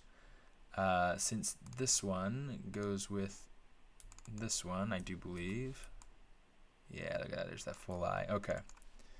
So I'm just going to take this, shrink it down, put it down here in the corner. And then I'll get the texel density and set. So that way that's the same size. Yeah, check that out, guys. Really cooking now. Look at that. Okay, so now we've got that. Now, let me see. In this square, I also want to be able to fit in hair, and the hair is going to need some space. The teeth won't need as much space. You know what? Let's take this.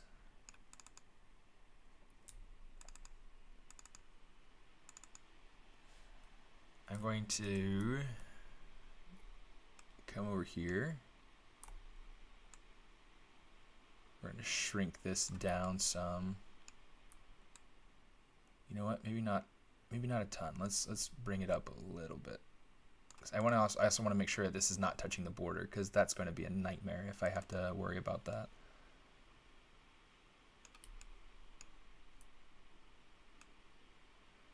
Let's do it like this so that it's organized the same, and that way I can just use this outside space for the eyelashes or something like that.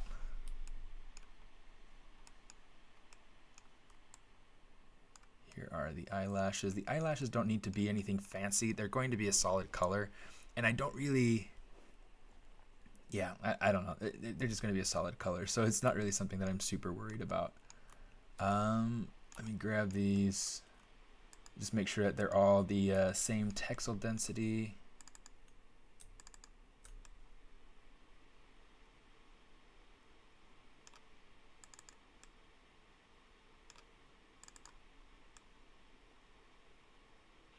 Set these in here.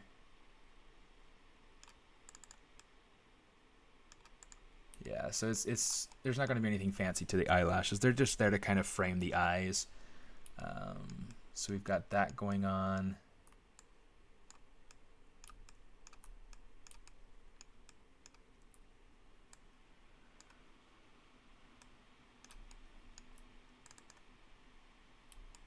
Actually, let's go ahead. Let's set the texel density for the eyebrows too.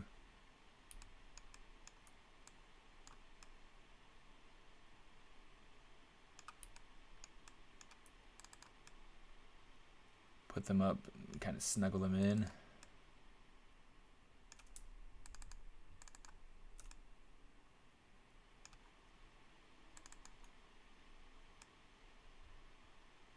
We'll just kind of do a similar sort of setup, but reversed here with these pieces.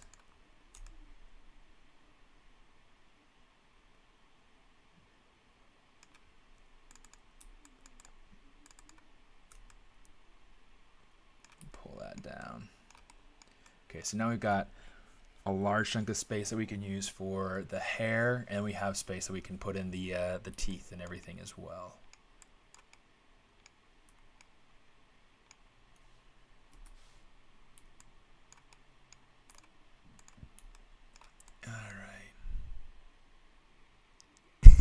Cada vez que veo esas UVs me da la felicidad. Qué bueno, qué bueno.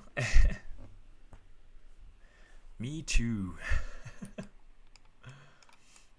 Let me see. I want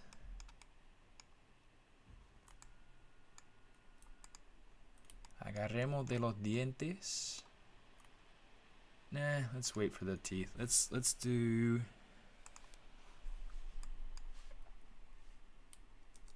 You know what? We got to do this too. Let's go ahead and say the vest. We'll say File, Export Selection. Replace that vest.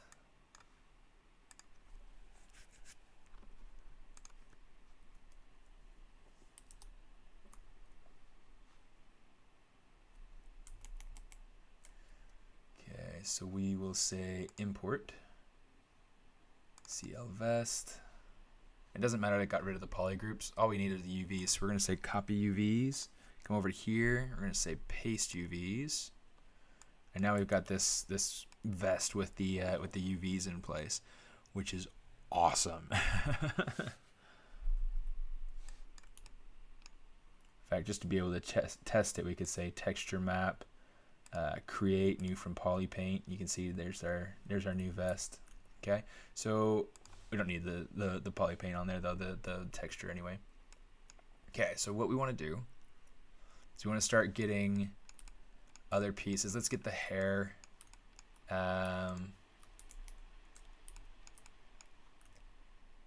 Let's see, work on a clone.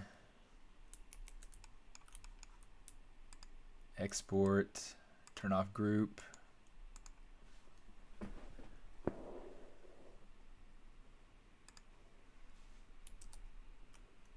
Come over here to hair, we'll say import.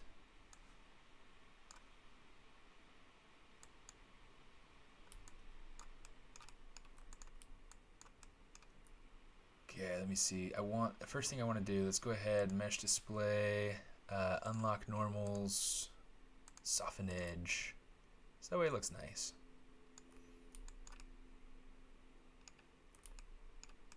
Cool. Okay. Let's go ahead, delete all by type history. You can go up here, edit, delete all by type history. Works just fine. All right, let's go ahead and let's get some UVs on this planar.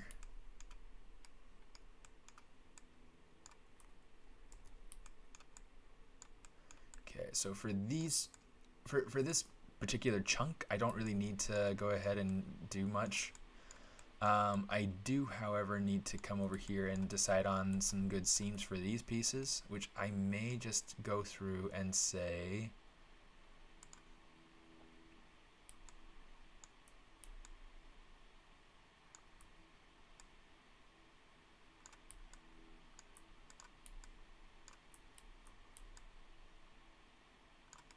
come in here and do something like,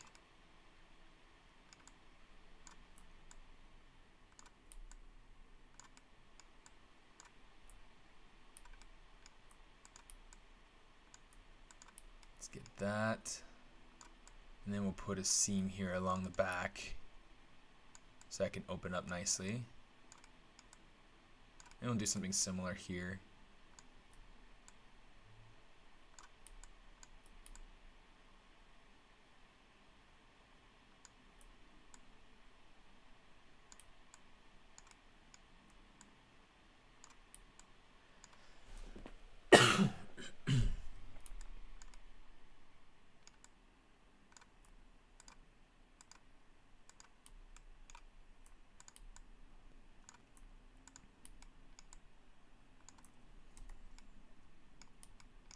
Let's see how well this works. Let's go ahead and save it before we do anything else. Don't want to lose it. ¿Qué opino del map ID color? Es muy útil para poder hacer selecciones, especialmente en Photoshop o en Substance Painter, cosas así, pero no es siempre necesario.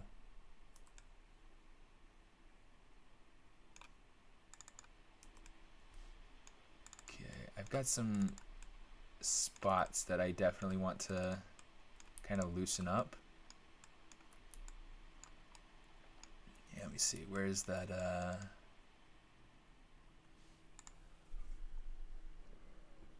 UV distortion.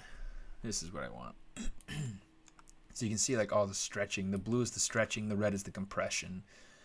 So I do want to create a couple of seams like in these little spots right here, wherever it's going to be kind of to kind of try to help alleviate some of the stretching that's happening in through here.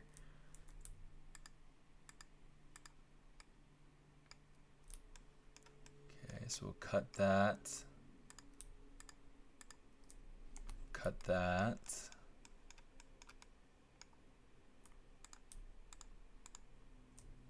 Cut that, and then let's make a cut or two along back here somewhere. Let's say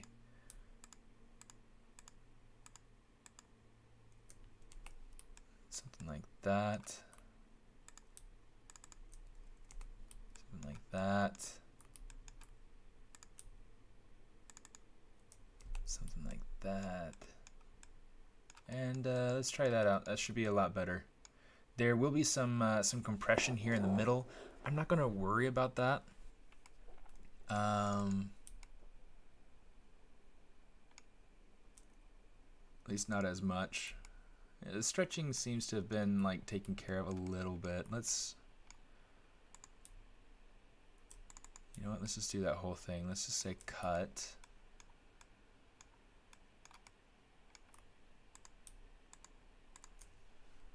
Go ahead and cut that too. Let's re-unfold. You see, it's like it's taking care of a lot of the stretching that's happening. There's still some spots like right through here. I could probably go through and add in a little bit more. Oops.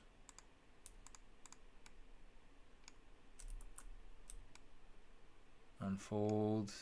Sorry, not unfold. cut.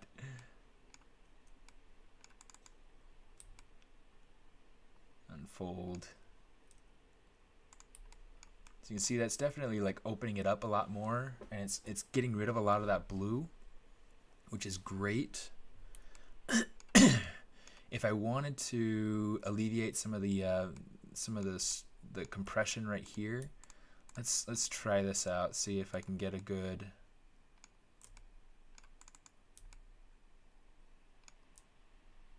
Yeah, see that alleviates it a little bit, but it creates more of a seam, and so I'm not sure that that's something that I want to keep.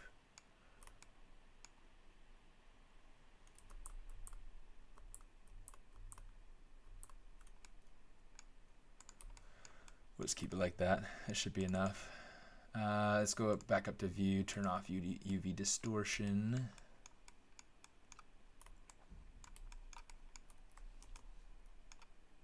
Okay.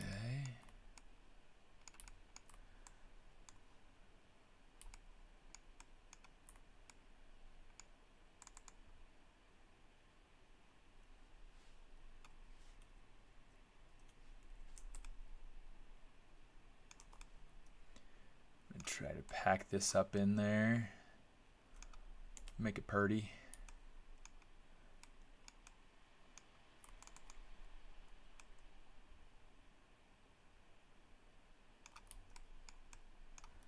Let's go ahead and get that texel density. Set the texel density, and then we'll just put these flyaway hairs over here. Just since it makes sense, it keeps all the hair together. And then the mouth parts will go in, and they'll fit in over here. I'll probably stack the teeth up over here, like both rows of teeth, and then I'll put like the gums, and then I'll put the tongue. Let's go ahead, let's delete history, save.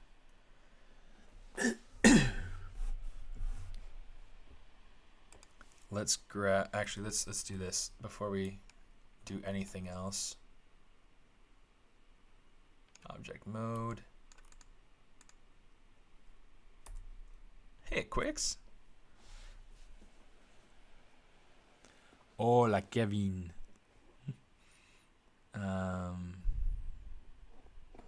Let me see. Es la mejor opción para obtener diferentes texturas en Substance, o recomiendas otra opción? Sí, pues como la ID Maps son muy buenos para eso, porque te da el control de decidir y pues señalar a dónde va cuál color y las texturas, todo eso. Así que es muy sencillo, es muy fácil de usar. Es muy poderoso también, así que sí lo recomiendo bastante.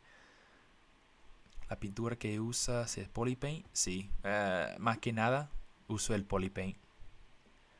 I'm doing pretty well, Quicks.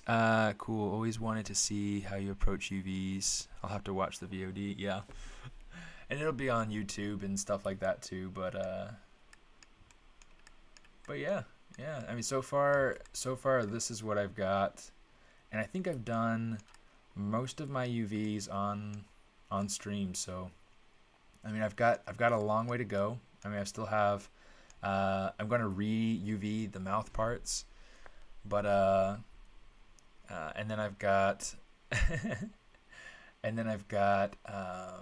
the collar, which the collar should be fairly simple. And then all the little bits that kind of come with the vest. So I've got like the zipper, the teeth from the zipper. I've got the clasps from the chest right here. What else have I got? But yeah, anyway, it's coming along though. And let's save while I'm thinking about it, because I can't remember if I saved or not. Export selection. It's better safe than sorry. Hair. Replace it, please. Okay, over here we're going to say import hair. Copy UVs. come over here, paste UVs. So now the hair has UVs attached to it. The brows and the lashes and the eyes, I need to go ahead and actually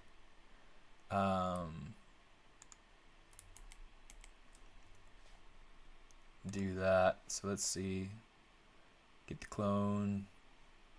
Yeah, so this is working on clone. So CL, that's what that stands for, CL brows. I'm going to say group export, just so that that's there. Let's go into guide geo, we'll go to the brows. Okay, and then the brows, let's say file, export selection, CL browse, replace it please, import. Okay, let's just check and make sure. Looks like we're good. And you can see, like, okay, so we're looking at this, but then they're off that main square. That's to show that ZBrush does respect your UDIMs, which is awesome. Okay, let's say unflatten. So we can say copy UVs, come over to the browse, hit paste UVs. The same thing with these eyelashes. We're going to say work on a clone. Go down to export. This is just my UV process. It's super, super simple. And it's insanely helpful. Okay, get the lashes. Say export selection. Eyelashes, export selection, replace yes.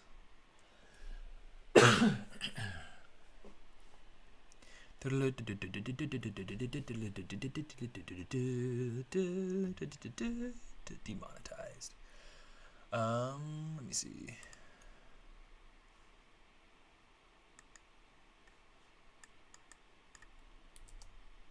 Shoot, let's do this. I want to make sure. Okay, good. Okay, import. Good. Copy UVs, paste UVs. So now I've got all of that done. The hair has its UVs, right? And just to check it, I can come over here, texture map. I can say new from polypaint. And that's a sign that I've got my UVs there, which is awesome. Okay, the eyes need to be done. So let's go ahead. We'll say work on a clone. Export group, export, and we're just going to leave the names the same, otherwise it kind of gets messed up. So here's this eye that lines up. When I get it back into ZBrush, I'm going to have to go through and yeah, demonetized. I'm going to have to go through and kind of rename the eyes because I do want to make sure that things are working the way that I want. So that's, yeah.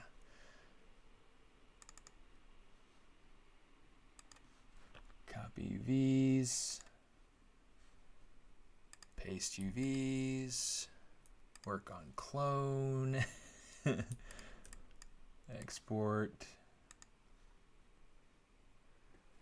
I know it's kind of hard to see, but there's this. Okay, let me show you before I do this actually. So there's this button right here, this GRP button.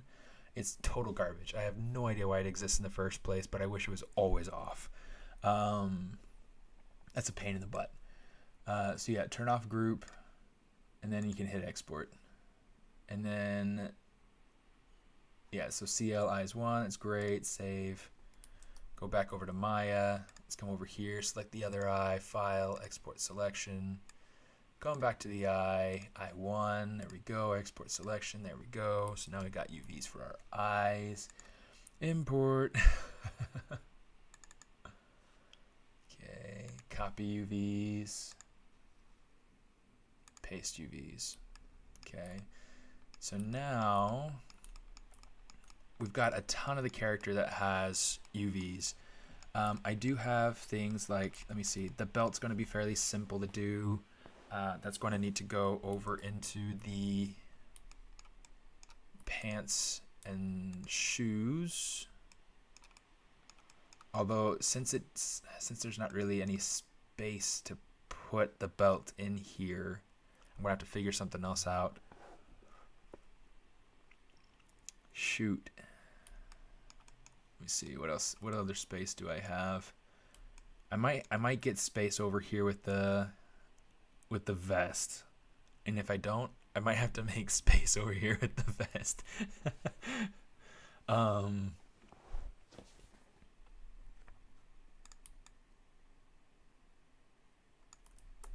let me see. Let's just save that. Let's start bringing in other pieces too.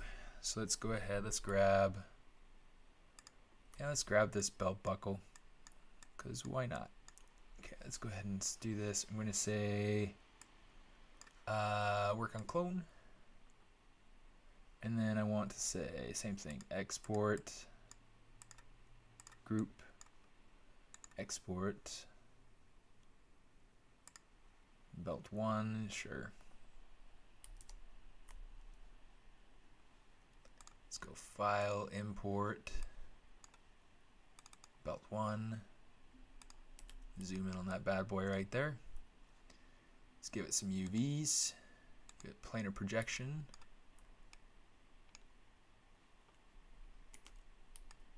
Okay, zero in on this.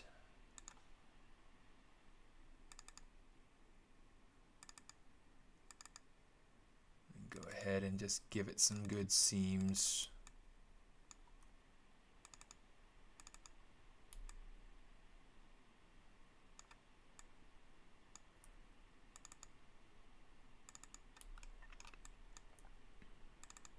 Trying to make sure that the seams are as hidden as possible, so I have them I have the cuts like on the bottom or on the back as much as possible. It's not always possible, it's not always as easy, but you'll see like here on the top I have that one stitched together. I find that to be important.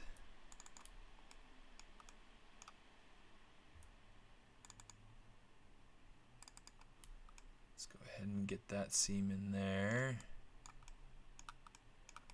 And I've got this purple piece here that I'm trying to find the corner for.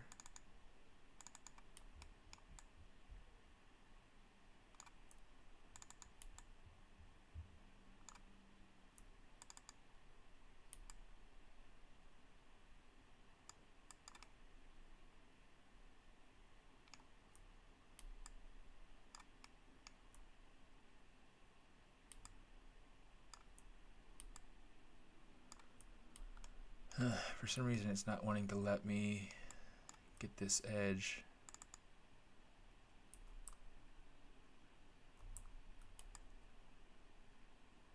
I'll have to try to get it from like the outside somehow.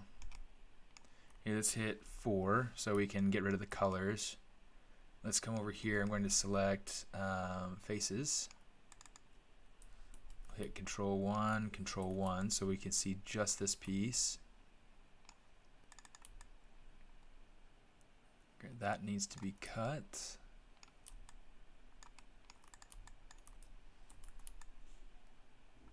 Okay, let me see this piece right here. Let's come over here to the faces. We'll go ahead and solo that out.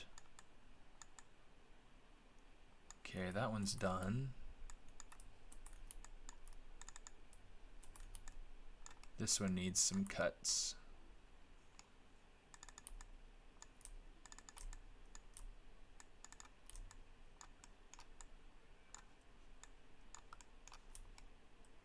Cut.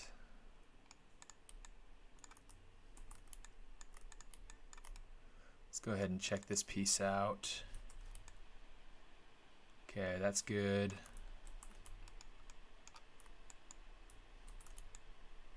How's this one? This one needs some cuts. And that's it.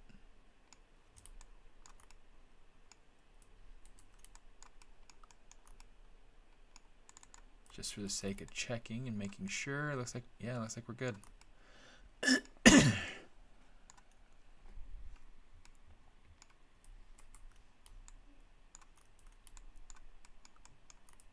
I'm going to save that. We haven't finished it, but we're getting there. Unfold. Boom. Kind of an explosion. It's a UV explosion.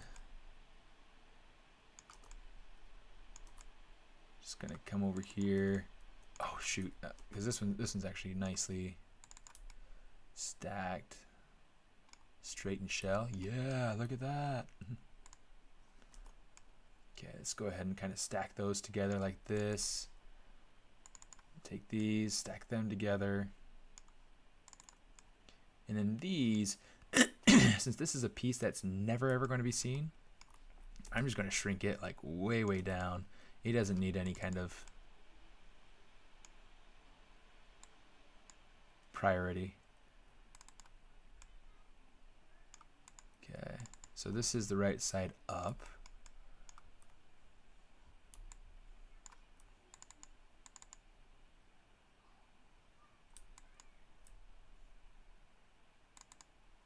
I'm going to go ahead and flip these around because this one's the one on that side, it's the one on the other side. Okay. Just to make sure that we have things the same scale, let's go ahead and get the texel density and even everything out.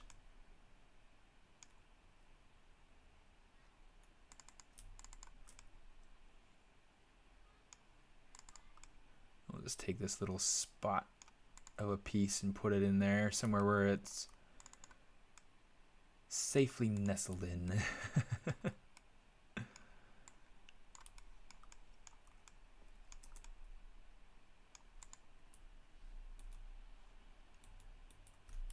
Oh.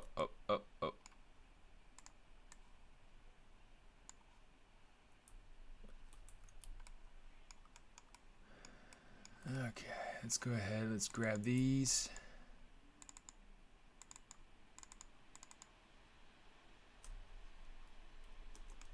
Take this up. It's definitely going to need to be a lot smaller to be able to fit into this space, but we can handle that. Let's see. There's a lot of stuff that we have to fit in here. Let's actually take this over here.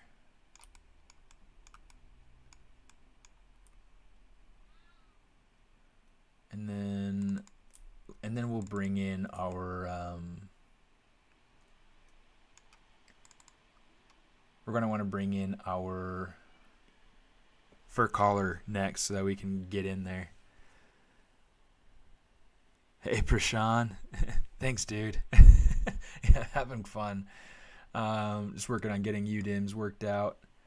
That's always kind of the chore. But it's necessary.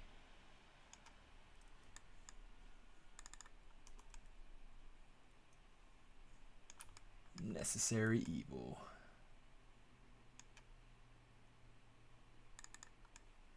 Just kind of bring this in over here. It's a little bit tight, so let's kind of give it just a little bit more wiggle space.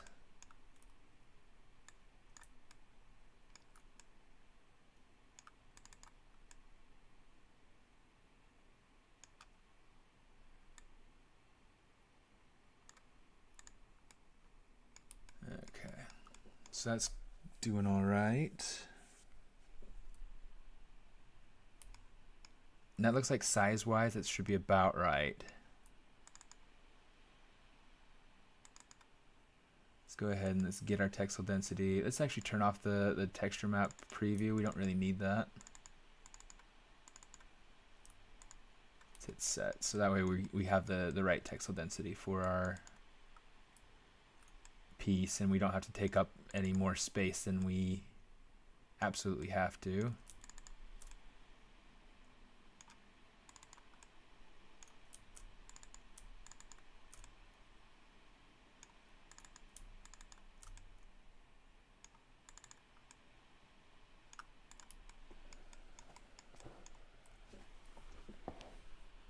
Hey CBR, how you doing?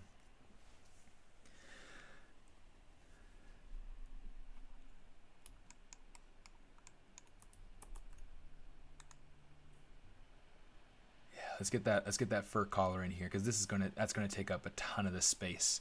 So let's do that.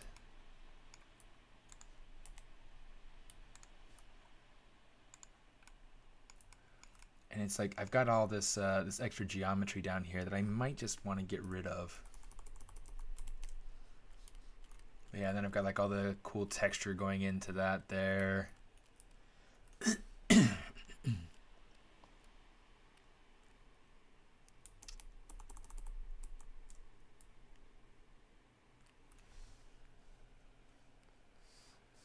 let's do this. I'm going to say, let's get the mask pen. I don't really want to get rid of any of it. Let's not get rid of any of it. I think that keeping it the same is going to be useful. Let's go ahead and say work on clone. Make sure to turn off the group button there on export. Fluff.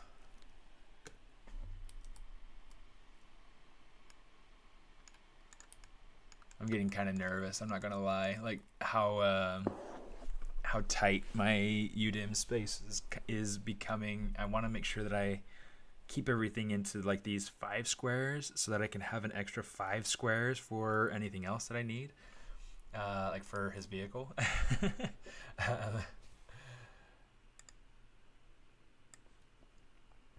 But yeah, I don't know what to see. Let's see, hair, collar fluff. It's like, what are we going for? Collar fluff. Mesh display, unlock normals, soften edge. Okay, let's go ahead, let's add in planar UV. So to be able to get my planar UVs, the thing that I do is I project from the axis, and I project from usually from the front, just from the front axis, kind of going across the model. And then I keep the image width height ratio. So when I do that, it goes through and it creates these, just essentially just taking a picture of the model from the front and makes the UVs out of that. So it's super, super helpful. But yeah, let's come over here, let's solo it out. I have absolutely no idea how I'm going to get my seam on here. I should have probably just, oops, I didn't want to do quite like that. That's a little bit. Let's go here, shift, double click.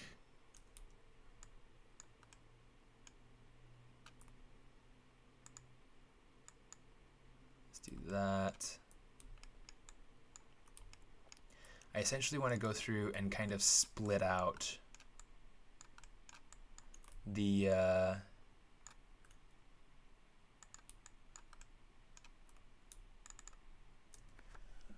bottom from the top and see if that'll do for me what I want it to do. I can minimize the UV window for the minute. Let me see. Nope.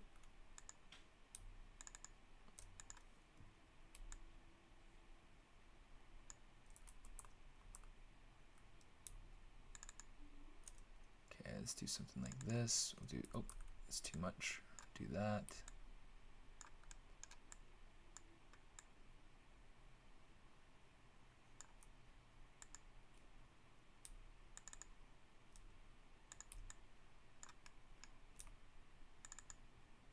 That's a little bit too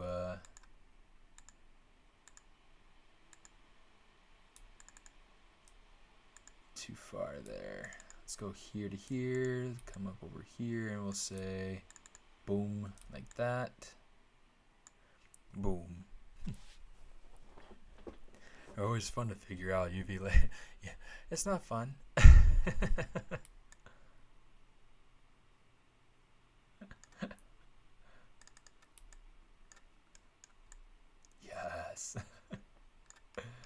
Okay, let me see. I'm just teasing you, Quakes.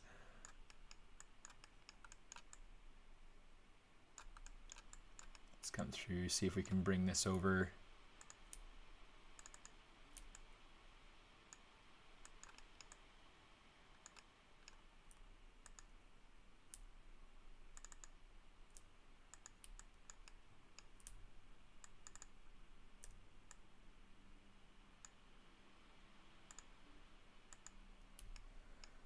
Let's do something like that. Actually, let's not do that. We'll do this.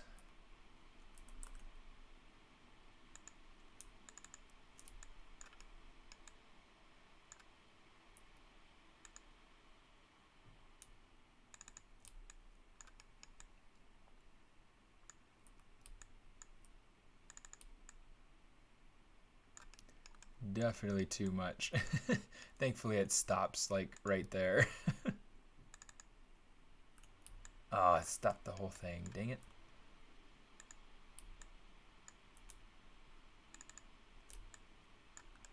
Let's see, I'll do this.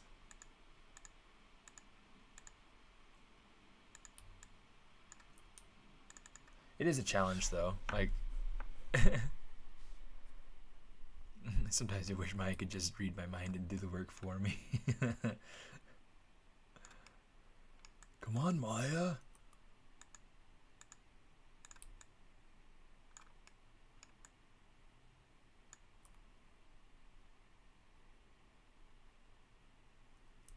You know what? Let's do this.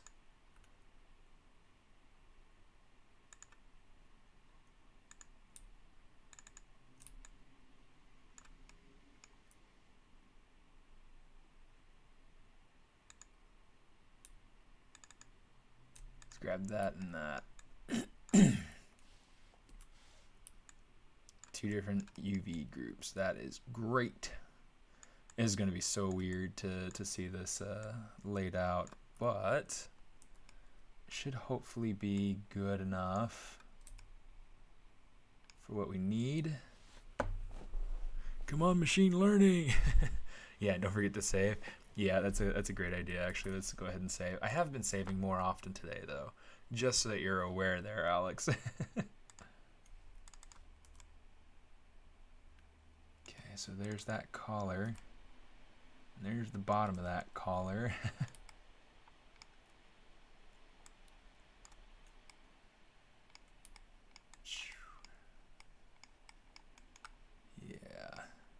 So, I mean, there's going to be some crazy stretching on this. I'm not sure that I'm going to care too much about going through and trying to fix this the way that I did the hair.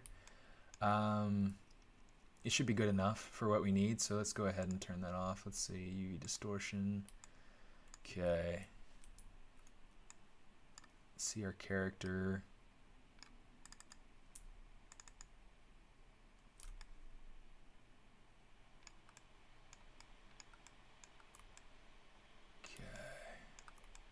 Now this right now is probably about the right size to be compared to the vest. Let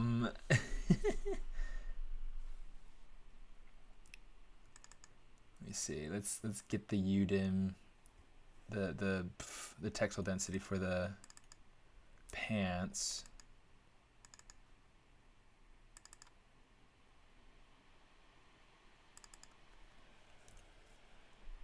And then we'll set it for these pieces and just see. Yeah, it gives us a lot more to work with. A lot more space. I can be happy with this, I think. Okay,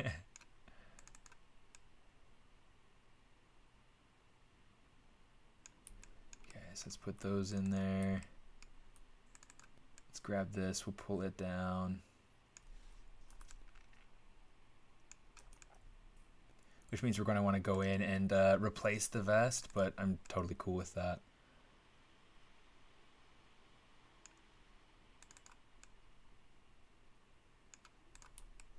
I mean, these are going to be 4K textures anyway, so it's should be more than enough real estate, I'm hoping. Ooh, that's so tight.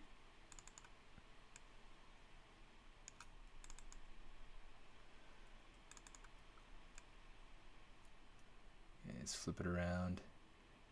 My supervisor out at Warner Brothers Games would totally hate if, you know, when people did that.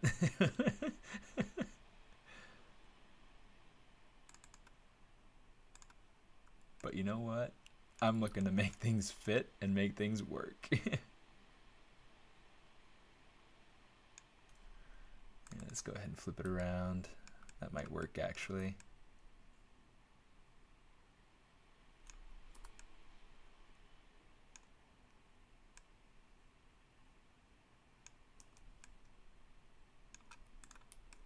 There we go.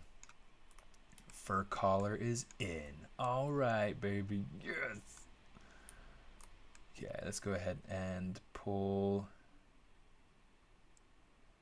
Okay, so there are still pieces that I need to be able to fit into here. Like I still need to get in those the clasps that are across the chest. I need to get the zipper pieces in. I need to get the poofy piece from the bottom of the vest. So what I might need to do actually, let's do this. I'm going to plan for that poofy bit, having that down in here. So I'm going to raise this up, kind of fit that in there, and that poofy bit's going to go in there.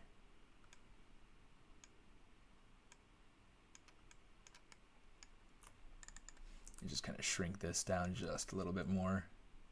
This is the inside piece, so it's something that I feel like I can get away with this with.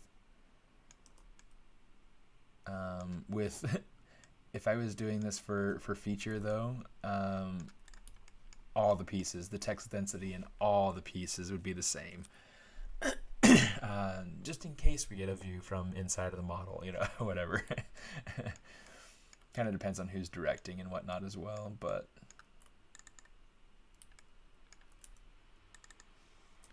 let's go ahead and take this. We'll put this up over here since that makes it a little bit more out of the way, makes it so that we can, you know what, maybe we'll even take this, let's kind of stack it over here.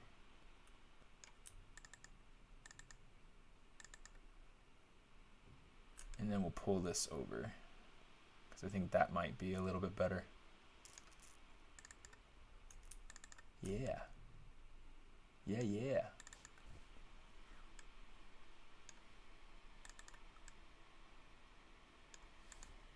Just kind of utilize that space as much as possible, and the belt will come in over here. Then we'll have the clasps right here, and then we'll have zipper parts, you know, coming in probably up over here, something like that. Okay.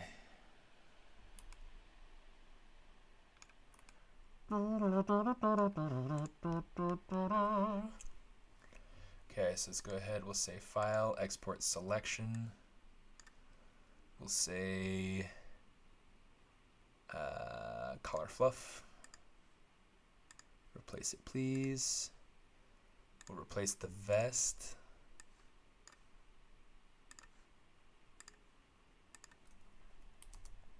Okay, so for the color fluff, we're just going to say import. We'll get the color fluff in here, copy the UVs, paste the UVs. So that way now we can go ahead and we have the option of being able to create a texture map using our poly paint. Okay, which we will do, but not in this not this method. So the other thing that we've got to do, just gonna pull that all the way down. The other thing, I've got the vest. Okay, so we've got the, let's go to vest. We'll come over to the vest. We'll say import. Where is the vest? There we go. Copy UVs. Back over to our model. Paste UVs. And now we're good. Okay. Let's grab this bottom piece here. Oh, we have the shoulder pieces. Oh, and the scarves. Oh my goodness. Ooh, stressing me out. You know what? I need gloves, earring. cloths. So let's do this. Okay, let's go ahead and we'll say work on clone. We'll say same thing. Export group. A lot of the same, right? A lot of the same. CL vest 1. Wow. I wish that I had actually named that. We'll come over here. Actually, let's not. We're just not going to worry about it. Okay, so let's say file, import, CL vest 1. Okay, see there's the piece. Okay, so what I need to do, same thing as before, planar projection. Go over to our thing here. Okay, let's go ahead and grab our UV 3D sew tool thing here.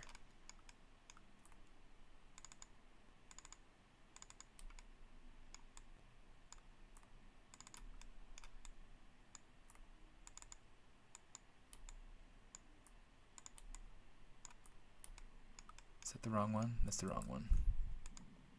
That's the right one. Okay, so this is going to be kind of a chunky unfold, but it should be just fine. Yeah, you see that. Okay,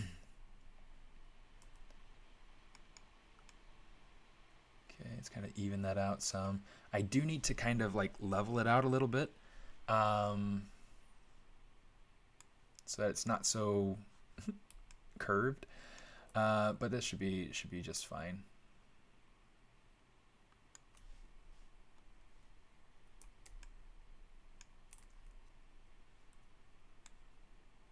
You know, let's do it like this.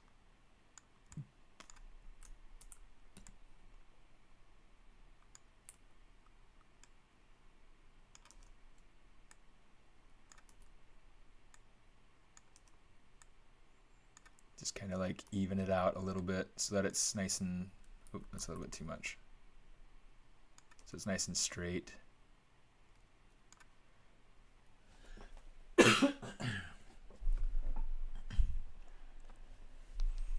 ¿Cuándo hiciste la chaqueta? ¿Usaste Z-Remesher o hiciste...? So, la chaqueta lo hice con box modeling, con Z-Modeler. El collar lo hice con Z-Remesher.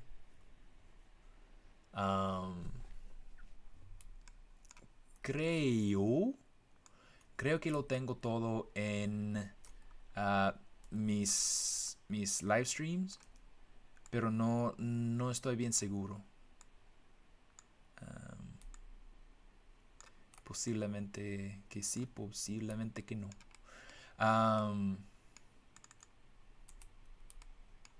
Pero ya.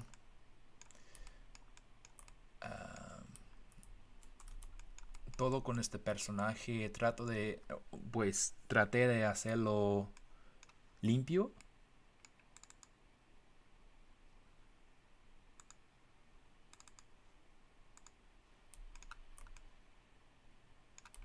Ay, qué feo. En todo caso,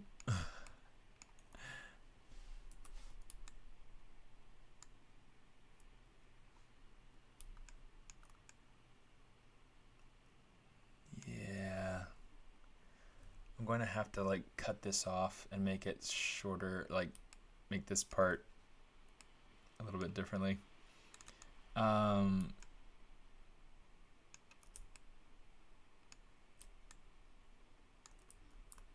Or maybe not right there. Let's do it up here because that's still on the outside. So I want to cut it right here. And then we'll just kind of shrink this one down. I don't want to move my vest UVs now because I've already done that.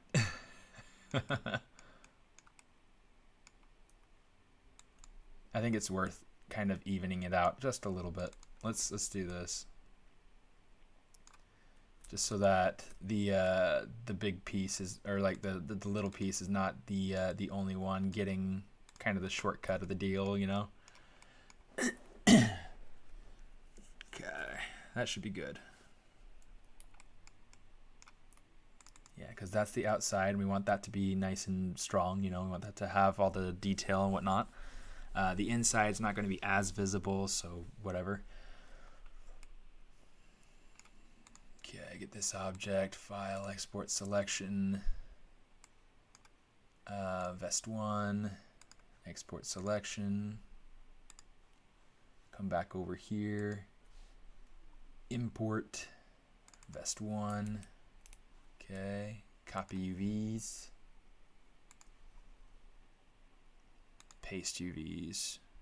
Have we brought in the belt buckle yet? Nope, we haven't. Okay, so let's do that. Since we have the belt buckle done, we can just go ahead and we can say File, Export Selection, Belt 1. Do you want to replace it? Yes. Come over here, Import, Belt 1. Okay, copy UVs. Paste UVs.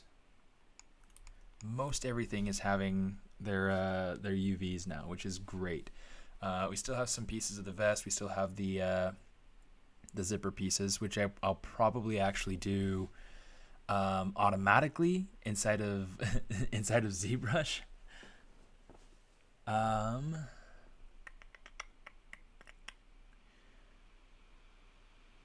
You know what? I'm not going to do it automatically inside of ZBrush. I'm going to do it inside of Maya because I've got an easy way of being able to take care of that. Okay, and then I'll take the yeah. Oh man, so many different little pieces.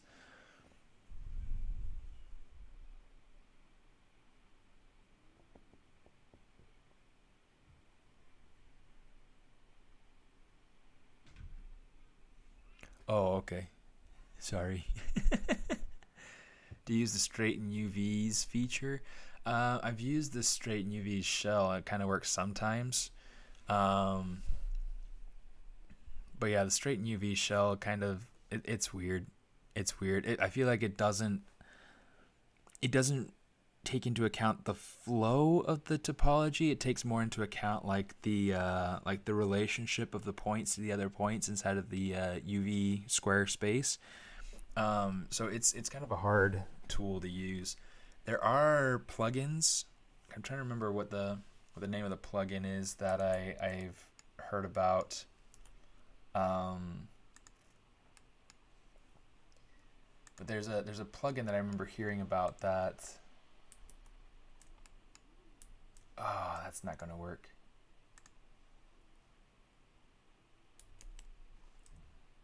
Geometry, dynamic, we're going to say apply. Now we can go ahead and say, oh, let's rename this so that it's not messing me up. Now we can go ahead and we can say export group. Oh, I don't even need to do that here. I need to do that here. Work on clone.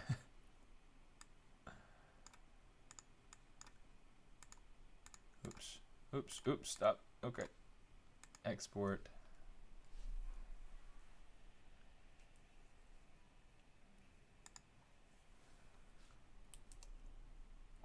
Yeah, okay.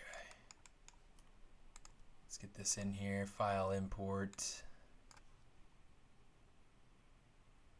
Belt.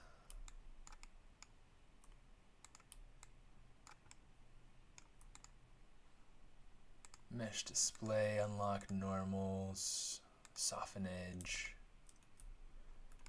And actually, one of the things that I like to do, since this is, since this does have like more hard edges kind of going around the actual top and bottom rows of edges here, I'm just going to come over here to the mesh display. We're going to say harden edge.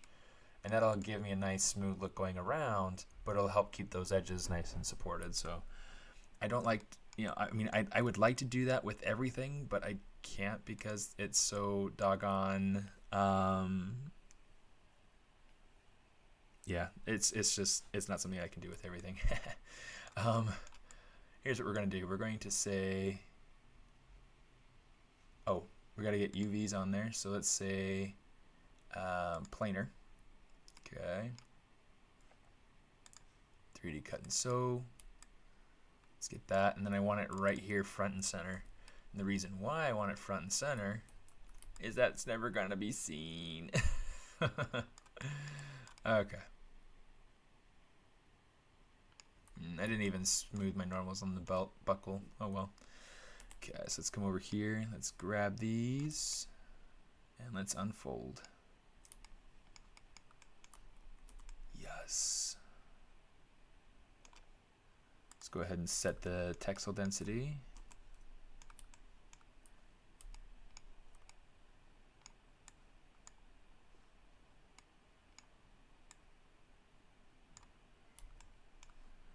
I'm going to go ahead and rotate that. Pop it over in here.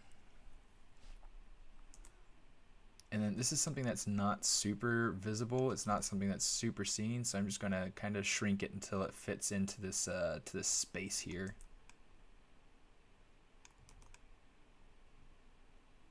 Sweet. Oh, you know what? I already did that. So I'm going to leave that where it is. Okay,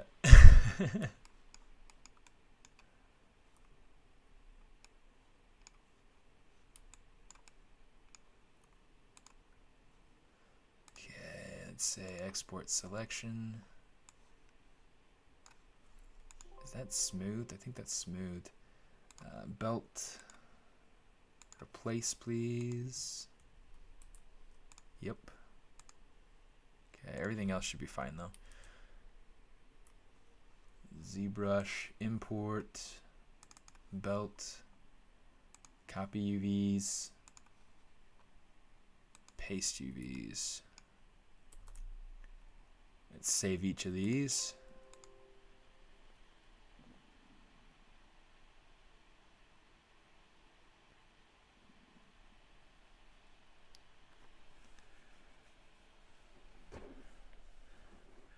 Yeah, I always go through and kind of catch up with WandaVision the same day. It's just that I don't get to it until later, most often. This is kind of how it works. Okay, let's grab this zipper.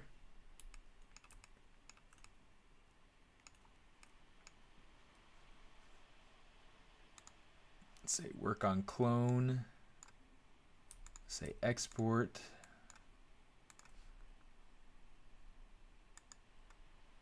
and you notice I don't have like the actual slide for the zipper, but you know, yeah, I've got some of it. Let's see, CL zipper, there it is. It's like I must be looking past it somewhere. Okay, let's say planar map for those UVs. Okay, oh, let's come over here. Let's say Control 1 just to be able to solo that out. Okay, so my method might not work perfectly well, but it'll work well enough. What I'm going to do, let's come over here with the 3D cut and sew tool and do like we do on the Discovery channel. Let's grab this. Oops, not that. Let's get that. And we'll get the bottom side.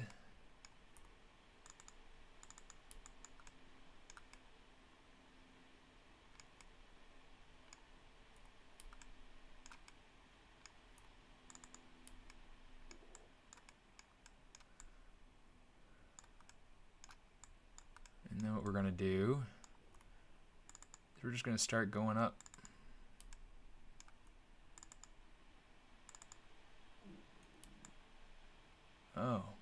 wrong one.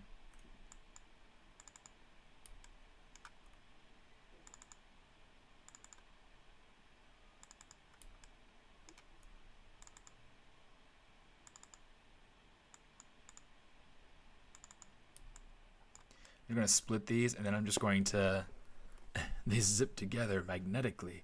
Yeah, that'd be interesting. Maya, it depends on what side of the industry you're talking about, because there are studios that use 3ds Max more than Maya. But it seems like the one that I see the most is Maya. But if you get into games, it feels like 3ds Max works is like the go-to for a lot of places. Like for instance, my understanding is that Blizzard uses 3ds Max. I might be wrong. It happens sometimes.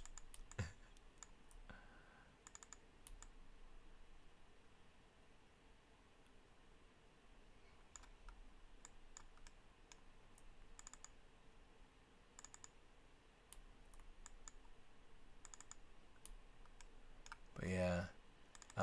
So yeah, it really kind of just depends on what side of the industry you're on, where you're working. Everybody seems to have their own choice, which kind of drives me nuts. It's like, well, we don't like monopolies. It's kind of hard to standardize things if you don't have, you know, the same thing across the board. But yeah, whatever. It's one of those things that I try to just get over.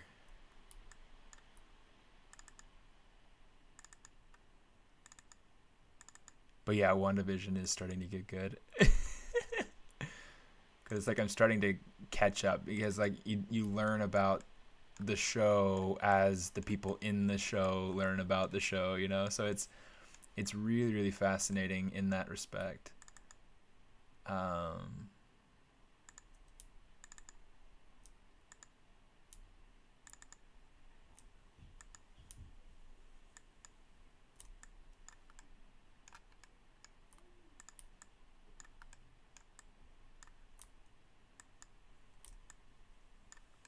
Okay, so we've got that.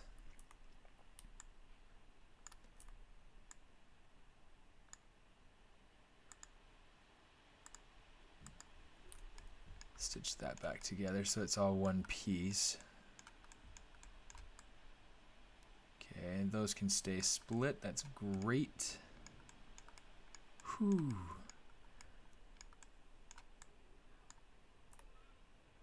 And you know what? I might need to do something. Yeah. Yeah, I really enjoy the different sitcom stuff like you're talking about there. I think that that's totally just spot on.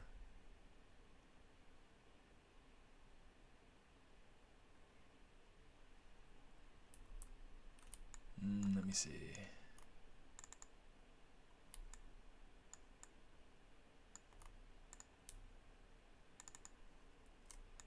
You took everything from me. I don't even know who you are. You will.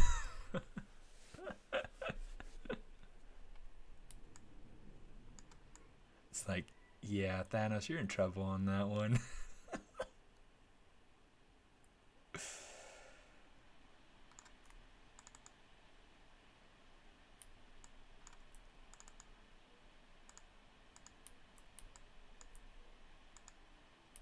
Let's cut that.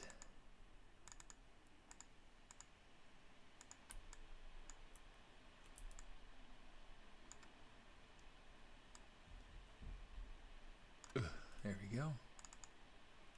No, I didn't want to do the whole thing. I just was supposed to go to the to the seam and stop. Okay, let's come over here. So we've got this.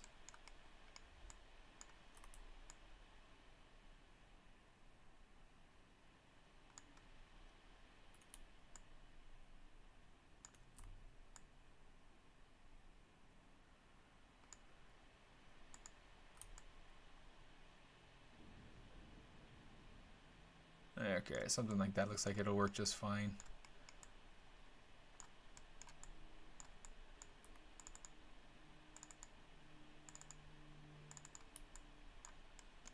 Okay.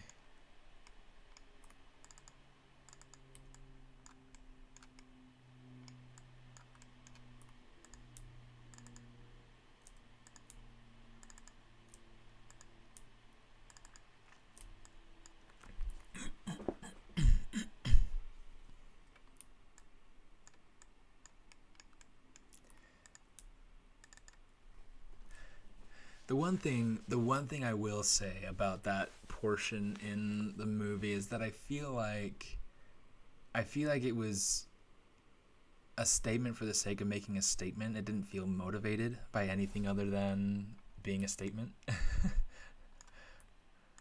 And so it's just like girl power.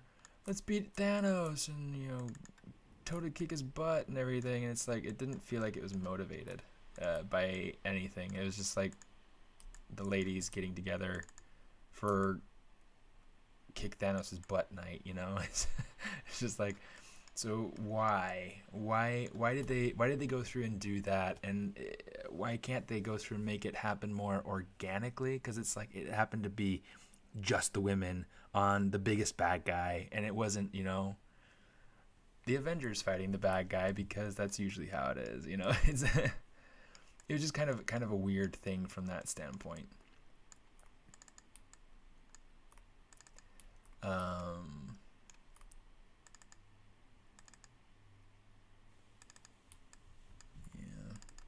it's like I'm totally cool with like female heroes and female hero team ups and things like that, but I feel like it needs to be motivated. It needs to be, you know, for something, you know. It's like just having it for the sake of saying girl power, it's just not quite enough for me.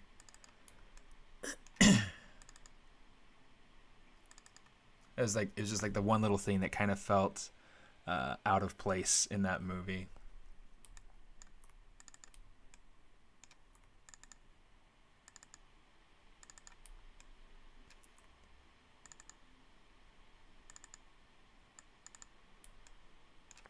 I want donuts. I shouldn't want donuts. I want donuts.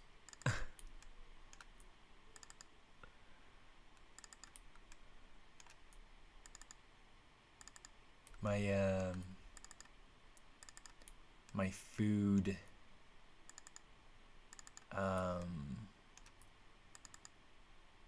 cravings are definitely going downhill.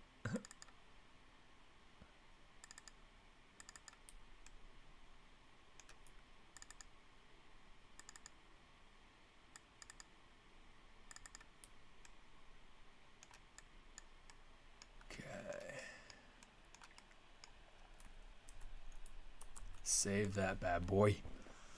All right.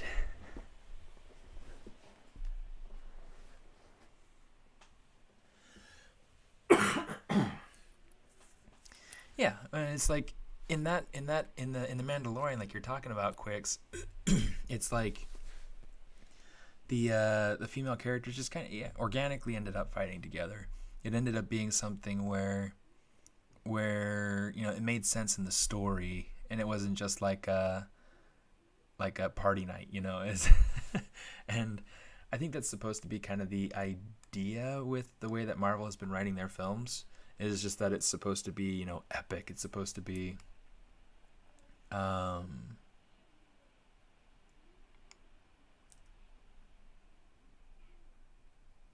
it's just supposed to be epic. It's supposed to feel yeah, I took them out on a long walk yesterday. No long walks today.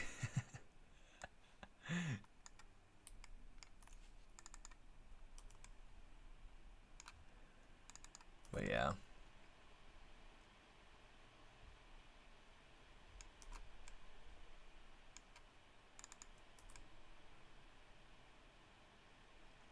I feel like even speaking of like strong female characters teaming up together, you could think of like the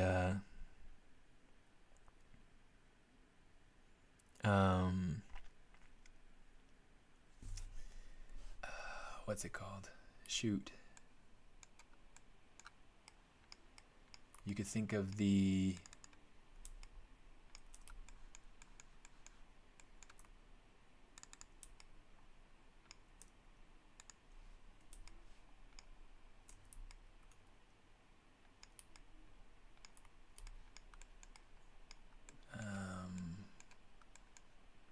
I'm forgetting what the show's called now. Agents of S.H.I.E.L.D.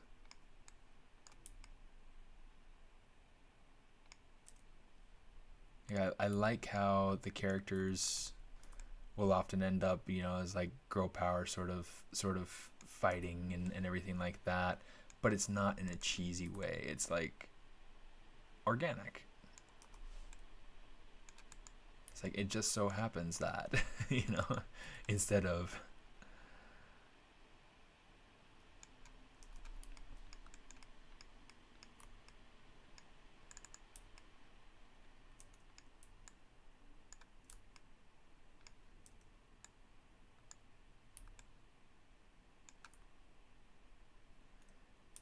interesting.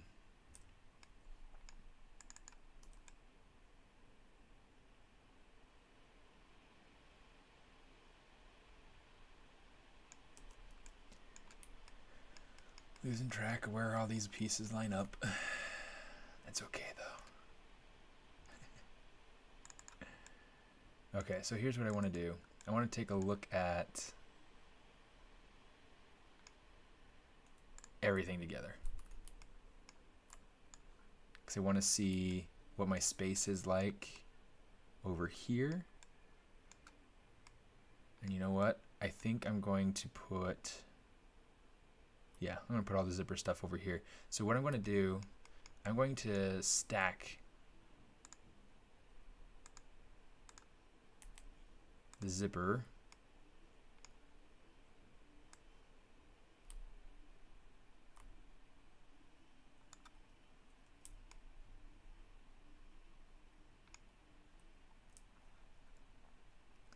into bottom half, just for the sake of being able to kind of group it all together. We'll say layout UVs. That way we get all the little zipper pieces all in that one little spot, and then we can kind of figure out how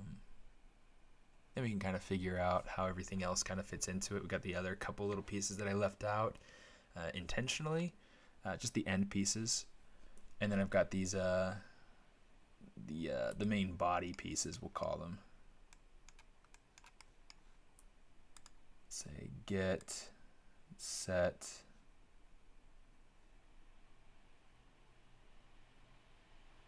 They should stay the same sizes, I hope.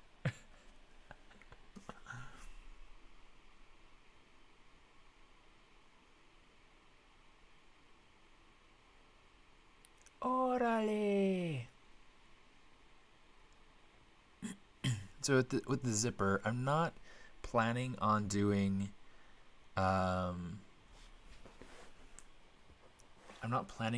anything super fancy with the zipper to make it, you know, feel anything fancy. In fact, I'm still kind of debating whether I want it to be a metallic zipper or a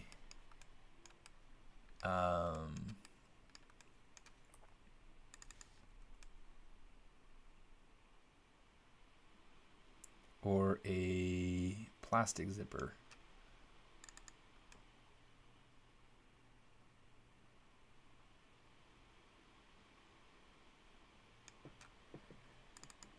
Yeah, go ahead and I'll jump out.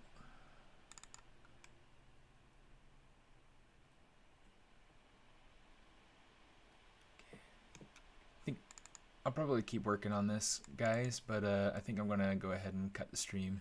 So, and yeah, you're absolutely right. The common denominator is Ming Na Wen. Get some Mulan action in there. Yep. So yeah. Anyway, I will. I'll probably post an update on my ArtStation thread later when I get it. But yeah, so far so good, and thanks for coming and hanging out. And yeah, hope you guys are safe. Hope you guys do well. Stay safe and healthy. And